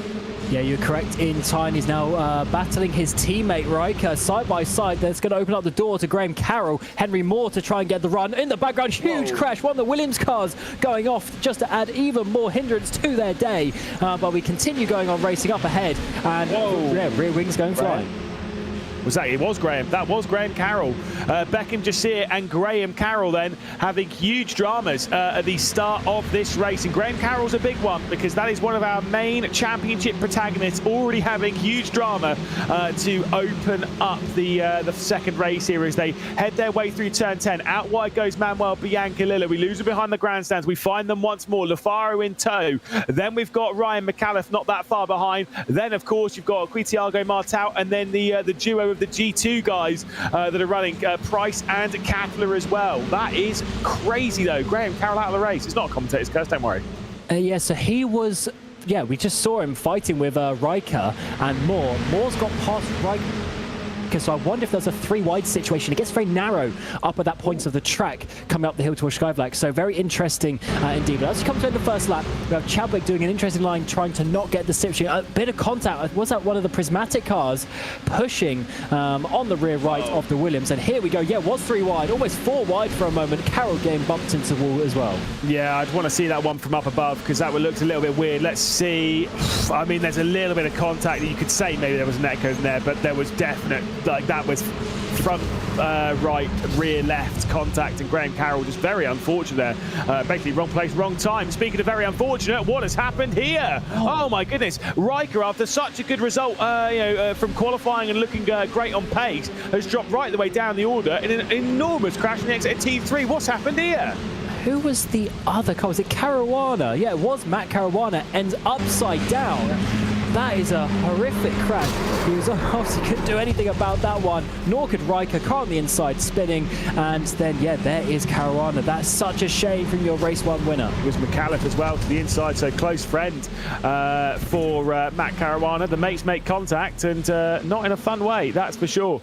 Wow, what a crazy start. We thought it was going to be crazy. It's even more crazy than we expected, as the top 3 have a 1.8 second or 1 second gap rather back to Isaac Price, Price Cattler, and Henry Moore in 6th. Now, he couldn't do it, could he? I was just about to say the same. Insane stuff. Big movers in behind him as well. Vespez, Brown, Spets, Gilbert, all making 10+ moves. If we go back to the front, top 3 have got away. Lafaro is in tow of Chadwick, who's pushing Bianca Lilla. They're not battling at this point. In the background as well, we were also seeing Cattler pushing his teammate for 4th and 5th. Now, you'll absolutely see Will Chadwick play a very reserved role in this at the moment, knowing that the 3 of Price, Cattler and Moore are a big threat for this. So if you can kind of fend them off for as long as possible without them joining the fight, then maybe you've got something. Let's see what happened with Martau. So there was Jarl Tyner down the inside going into Masters, and Martau out towards the barrier. Let's say from up above. It was maybe a little bit too deep, was Tyner. It's a tough one. It's very tight, but I don't know. In this series, and along with the Formula Ford as well, I've never seen so many like these front to rear contacts causing big spins. The cars seem to be very much on edge in those situations, and it's been multiple times, as you said, Lewis, the car on the inside dives down the inside, but they don't keep quite tight enough to the apex. They come out wide, and then once the contact is made, there's absolutely nothing that either driver can do. Yeah, exactly. That is the important bit to note there, is that as soon as the contact is initiated, it's over, right? There's no like, oh, well, you can, like when you're rubbing wheels or stuff, there's you can maybe like kind of bring it back and be like door banging in touring cars and stuff. That in this, as soon as you make contact, it's game over. It is done. And so we're seeing quite a lot of that at the moment. We're seeing some large separations in the group. It will be Bianca Lilla then leading from Chadwick and Lafaro, and I don't suspect there will be any real fighting between this lot, at least until Price, Cattler and Moore join the fight. Yeah, absolutely. They're just going to do their thing, try and keep it as a 3-way train in behind. And at the same time, the G2 cars are going to try and work together. They were 5th and 6th in the previous race. Can they get another double top 6? That would be very, very good for them indeed with where they're sitting at the moment. Chadwick, once again, in race 2, is looking strong. He's having issues, had made contact and spun around at turn 1 in that first race, but he's looking potentially to have an interview with Lewis McGlade later. What a treat! What a trophy! My goodness. Well, there was that one round last year where you had to interview people because I was having some internet problems. Thankfully, we're not quite we're not at that point yet, so it's fine. But you can see the intense level of focus coming in from Chadwick. You can see the track maps in the background. I can see Snetterton up there. I can see Moss Sport. I can see Brands. I can't see Zandvoort. Oh, I see Hockenheim and VIR just sprinkling in there. What is that other one as well?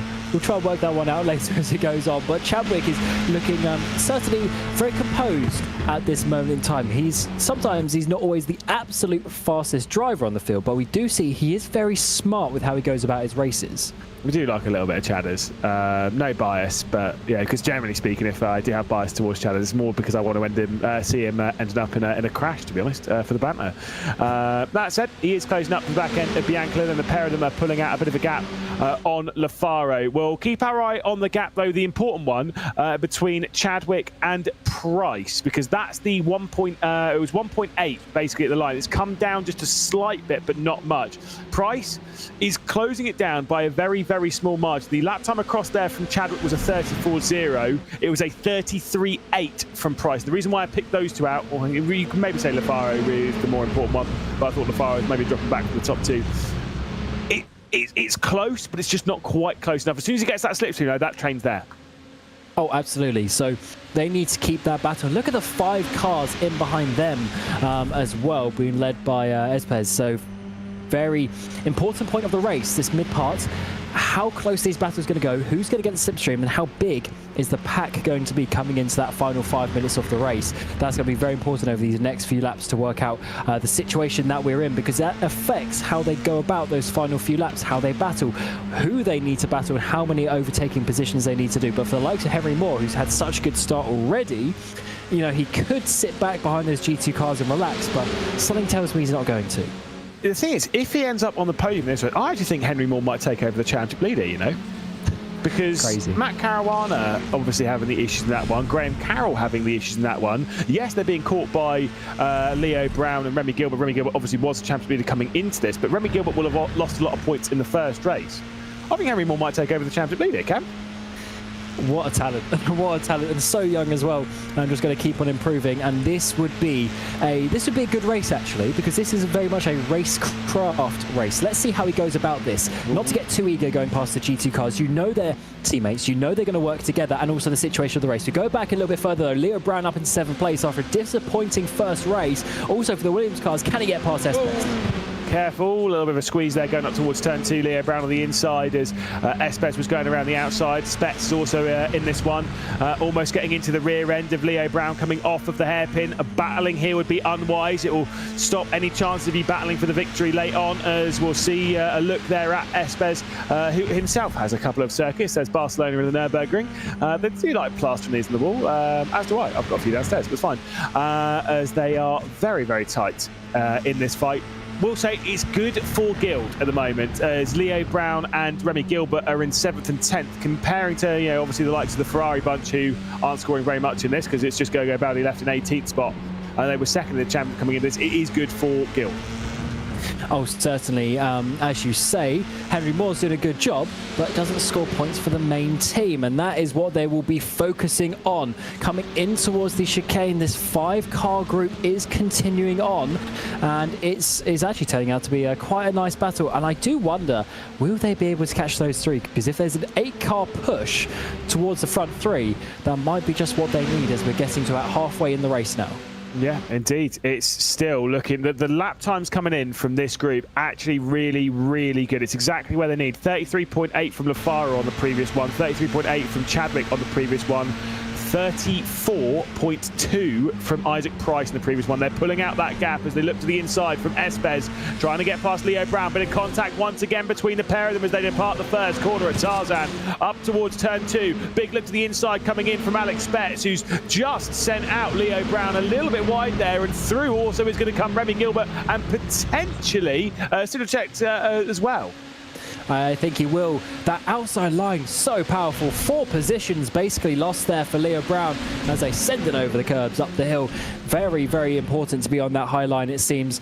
I don't know how Brown, with the bad exit that Espes got out of turn 1, I don't know how Brown didn't keep onto that. I wonder if he just got off the curb and onto the gravel a little bit. Certainly not ideal to lose those positions, and that gives a good opportunity for Williams, obviously between their 2 different teams, to score some decent points. Yeah, and Stats that you were on board with here, right on the rear end of Remy Gilbert as well, could throw his way a little bit further up in this fight, but I think their chances of going after a victory are basically as near as gone. The only thing that they have is if the top 3 battle and it allows the 3 behind them to catch, and there's a 6-car train that all fight, and that's kind of a lot of ifs and buts. If it happens, it will be completely out of their control. Pace will not be enough for a member of this group to go and take victory in the second race this afternoon.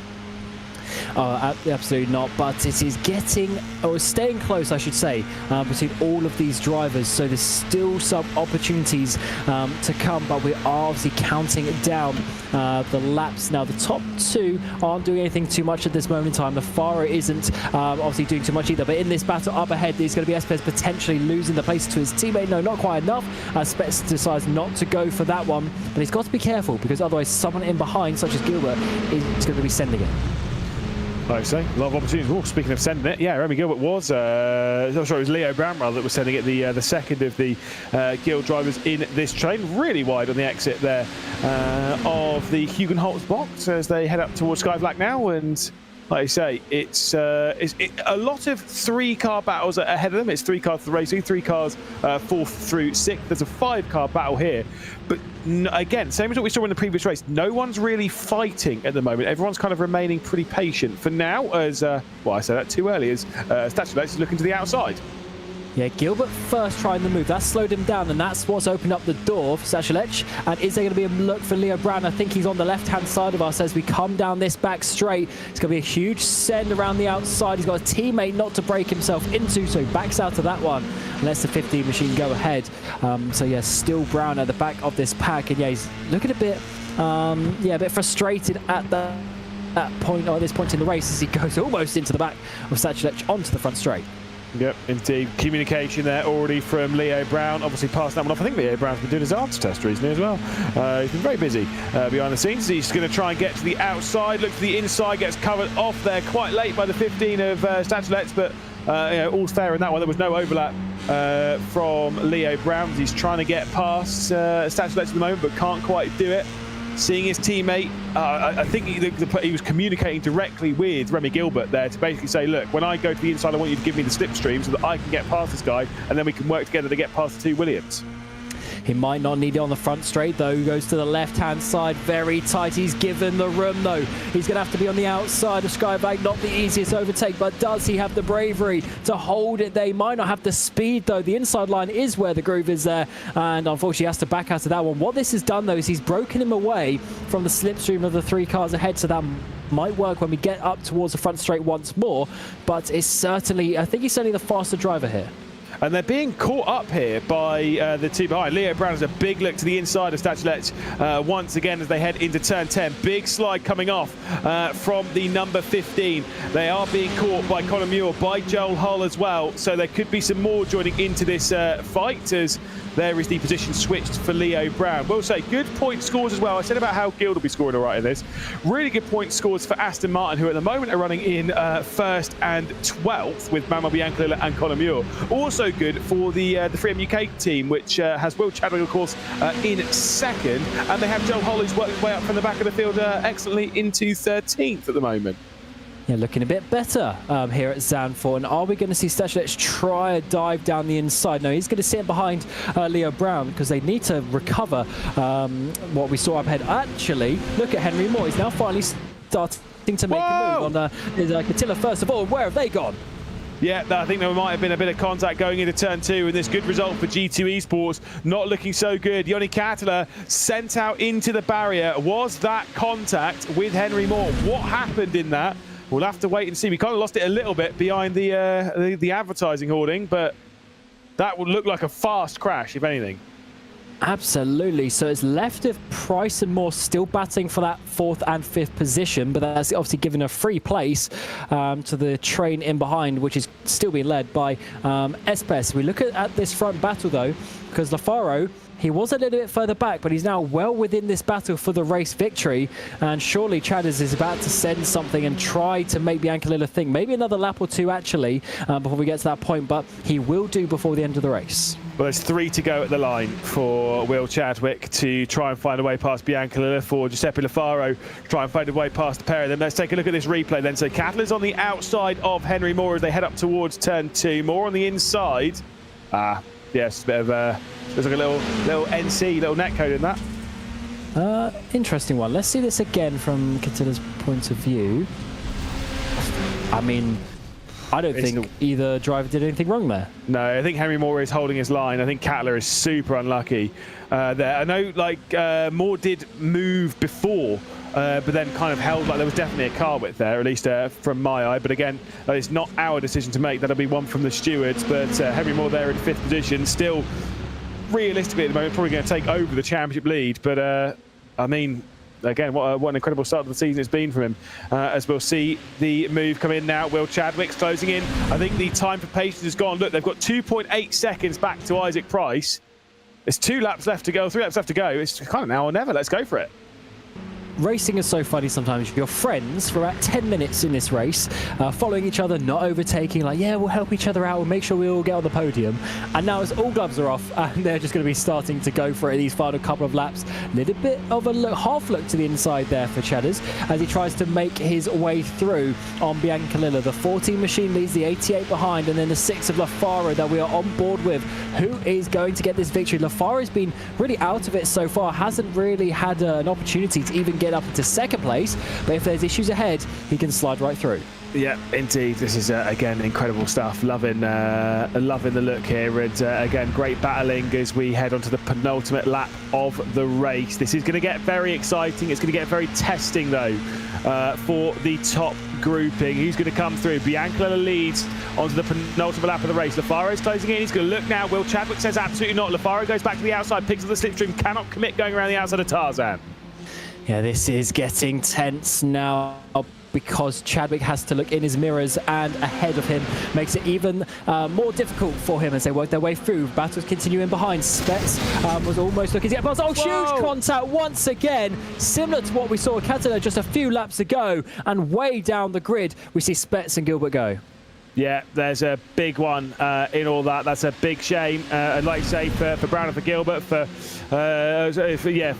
Gilbert, well, yeah, whatever. For Brown and for Spets, big crash as they work their way up towards turn 2 once more. I mean, we've seen some pretty big crashes so far this round, Cam, and like I say, with the elbows out racing that sometimes we expect in the British Formula 4 Esports Championship. It's been pretty tame between this 3, though. That is going to change. The next, 3-4 kilometres from this point to the checkered flag is going to be very, very different. Yeah, I think this track might be because there isn't really a straight apart from the straight. So let's see how this one goes. We see there's going to be a little kink. There's just a little kink here to the left-hand side, and as their lines just collide a little bit. Actually, it was massively to the left there from Spets. Did not leave enough room. We definitely saw Henry Moore leaving more, but let's see how we go on to the last lap. Chadwick's got to send it. Yeah, there was definitely a big squeeze there. Here comes Chadwick there looking for victory. He's dragged right up to the rear end of Manuel Biancalilla. Gets to the outside as they head their way down towards Tarzan. This is where Caruana put on the move to seal the first race victory. Biancalilla is going deep into turn 1. It's going to be the outside run coming in from Will Chadwick, trying the exact same move as Caruana and trying it in exactly the same way. The outside as they head up towards turn 2. Biancalilla commits to the inside of the second corner, and Will Chadwick with the same move as Caruana's got the race lead. But Biancalilla says, I'm going to try down into turn 3. That one's not going to work. And for the Freedom UK driver, Chadwick has the race lead. Lafaro's come through as well to second. That was an insane move by Chadwick. He sent it in turn 1, held it in turn 2, and Biancalilla tried his best, but as their lines came up on the exit of 3, Chadwick was able to have the high ground and keep his run. And as you say, Lafaro got through as well. So Biancalilla, who's led this race basically from the start, might be just in 3rd place. This is cracking racing, though. Do you think Will Chadwick's got to defend a little bit coming down to the penultimate couple of corners? Obviously, we saw some drama there in the previous couple of races in the Formula Fords. Are we going to see any here with Lafaro behind? I think we're looking good for Chadwick. He's got 0.4 of a second, and even Lafaro, I think he's going to be good from Biancalilla. What perfect timing from the 88 car to choose his opportunity. He had to work hard for it, but he's got himself to the front. 1 corner to go. Yeah, indeed. Leo Brown won the opening race of the championship. The second one by Graham Carroll. The first one here, of course, at Zandvoort on this historic day of racing in the British Formula 4 Esports Championship went the way of Matt Caruana. And Will Chadwick will take the second victory of the weekend, of the day rather, and it will be his first victory in the British Formula 4 Esports Championship. Drag race across the line between Lafaro and Biancalilla will go Lafaro's way, but a superb victory for Will Chadwick to take his first victory in the British Formula 4 Esports Championship, and of course, rightfully so, will burn the house down. Yeah, what a move that was. I can't wait to see that one again, because that was just executed to perfection with how he was able to work that, the way he held to the mid part of the track coming down the front straight as well. So he kept Biancalilla on a tighter line to slow himself down. Crazy stuff there as we're going to see Baldy come across the line there in 16th place. unbelievable stuff that we saw here at Zandvoort. Big crashes, big overtakes, and big swings in the championship standings. Yeah, saw Leo Brown coming across the line, crabbing like crazy. Saw the 2 Ferraris come over the line. And we're going to see this move again. It's almost a carbon copy of what we saw for Caruana there in the opening race of the day around the outside of Henry Moore. This time, Bianca Lilla on the inside line in the Aston Martin, the Freedom UK driver of Will Chadwick to the outside. Big send, big move. It was super tight. The second bit of this, by the way, going down to turn 3 was really close. Bianca Lilla absolutely threw it in, had nothing to lose. And look at Bianca Lilla coming up, and just as their lines get there, Chadwick had his car in the perfect position and was able to keep on with that. And of course, LaFaro getting through as well. That was a big one for Bianca Lilla. If it was only a 2-car trade, of course, he would have finished second, but LaFaro was able to get through and hold on. There's one point it looked like he was going to be dropping down and not being in that fight on the final lap, but in the end, he was able to get second place. In the background as well, keep an eye because Henry Moore was only half a tenth away from getting that 4th place, so he had a run to the line too. And I will say, I'm looking at the points before this race started, so after 3 races of competition, Graham Carroll was leading the championship from Caruana from Henry Moore. What I'm seeing with that, because of the drama for Caruana and for Carroll, Henry Moore is your championship leader, for sure, leading the 2nd round of the Formula 4 Esports Championship. Here comes that move that you were talking about to the outside, the attempt coming in as Moore was trying to get it through there. Again, just brilliant racing between the top grouping. Despite that drama early on, I mean, G2 have the right to be a bit disappointed with that incident with Kattler and Moore, but sometimes that's racing. Yeah, this has been a crazy evening of action. All 4 races, including the Formula 4, are great. How close was Moore to the line? I believe it was about half a tenth. Yeah, unfortunately, in this car, you just need that little bit longer. Oh, that was very close. I mean, a car length at most. So Henry Moore is looking very good in this championship. Of course, he had the big contacts, though, with Kattler, so that is obviously something to note. But from memory, don't think there was anything to worry about penalty-wise. Well, we'll take a look at provisional results then from the 4th race of the season, the 2nd race of the evening. Will Chadwick, by half a second, will take the victory over LaFaro. Bianca Lilla will hopefully catch up with the top 3. I can see Will Chadwick's waiting. We'll drag him in a second.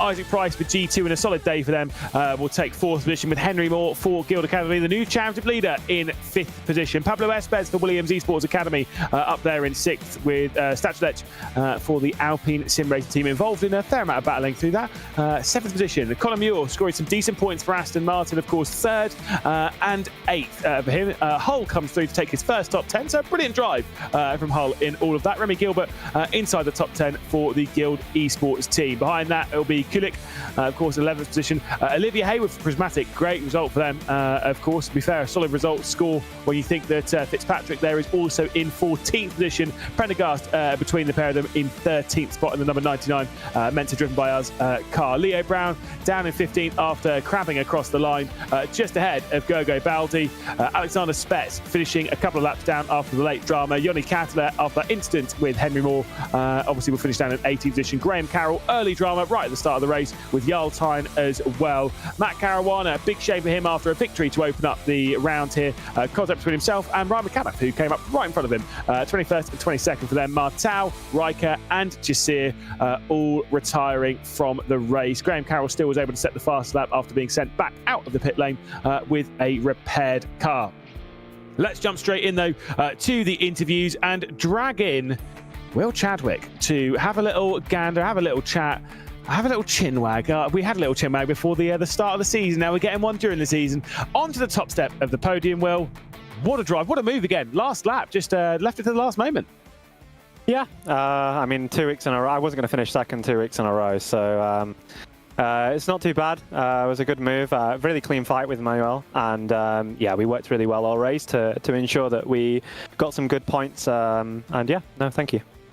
You seem to play the long game basically from the start of the race, right behind Manuel Bianchi after the first lap.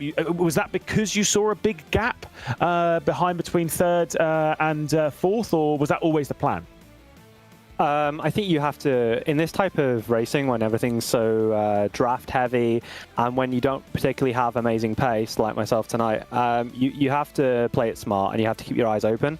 And I just I did some good race management, I'd say. I made sure that I understood where the gaps were, and once I could push Manuel, I just focused on that, and then let's sort it in the last few laps to see who's where. I wasn't really fussed if I ended up finishing second again, but I obviously wanted to win, and I was quite happy with the move that I was able to pull off. Now, obviously, you had a bit of an issue in race 1, but still, the reverse grid being 12, you were basically put right the way up there. How did you kind of like put what happened in race 1 behind you and then just jump straight into the second race? I think mentally it was more of after the spin with the netcode. I initially thought I might have gone in a bit too deep, but I watched the replay and it was just unlucky with the internet.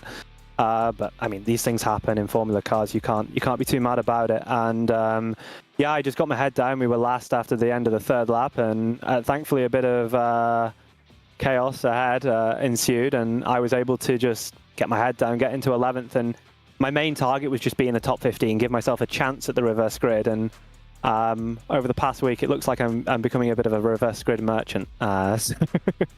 So it's all right that I was able to capitalize. Merchant, bandit, it's all the same thing. Well, congratulations, great victory, and we'll see you in a couple of weeks' time. Thank you very much, and thank you to Freem UK. There we go. Will Chadwick then victorious here in the second race of the evening. We'll drag in Manuel Biancalilla to have a little bit of a chinwag as well. Manuel Biancalilla, great drive then into second position, or third position rather, on the road. Talk to us about that move. It was kind of unlucky because I tried to defend, but at the end I did a mistake because then I let Giuseppe through because of that. So well, at the end of the day, I didn't have anything to do to defend. And Slipstream was just too strong. So yeah, it's the best I could have done today, I guess. Yeah, it was a big send, obviously, going down into turn 3, where you tried to get it straight away back. Is there any real overtaking opportunity around the circuit other than turn 1 that you were really thinking of to potentially fire one, or was it kind of just like, right, well, I've made my bed now, time to lay in it? I mean, if you go big balls up on the second straight, like the long right before, I mean, going on the inside, so. But yeah, it was like 100% crash unless both of the drivers are clever, so didn't even want to think about that. It is a solid points haul though for the team as well. Conor Mule worked his way up the order in the second race there. So for the Aston Martin team, like you have scored decently in this. Are you focusing more on the team's championship or on the drivers? I mean, at the moment, main focus on the team standings, and then at the end of the championship, then we'll see. But looking from the quali pace at the moment, we are not there yet, so we just try to score as more points as possible. We'll see you. We'll see you in a couple of weeks' time. We'll see you move your way forward. I'm sure we'll see you quite a few times this season on the podium. Thank you so much for joining us. Thanks. Bye bye. Cheers. So Manuel Biancalilla then into third position. I can count, I promise. First 1, 3, and then 2, apparently. We'll bring in Giuseppe Lafaro, of course, grabbing an excellent second place, coming through and all that. Being patient behind Will Chadwick all the way through the race. It must be tough sometimes being patient all the way through, even though you can see the race lead right there and then. How did you find that one? Ciao a tutti, hello everyone, and yes, it was a very smart race by me and by the whole trio in front, because we knew that if we would have battled, the guy behind would have catch us. So we did basically the whole race trying to push each other to gain those last stands to create a gap. And then let's fight at the end of the race. I tried to overtake William at the penultimate lap, but unfortunately he was really smart to cover at the perfect time. And then I overtook Biancalilla in T3, which is a very nice spot to overtake, I will say, also because it's one of the rare track corner where if you are on the outside you have an advantage.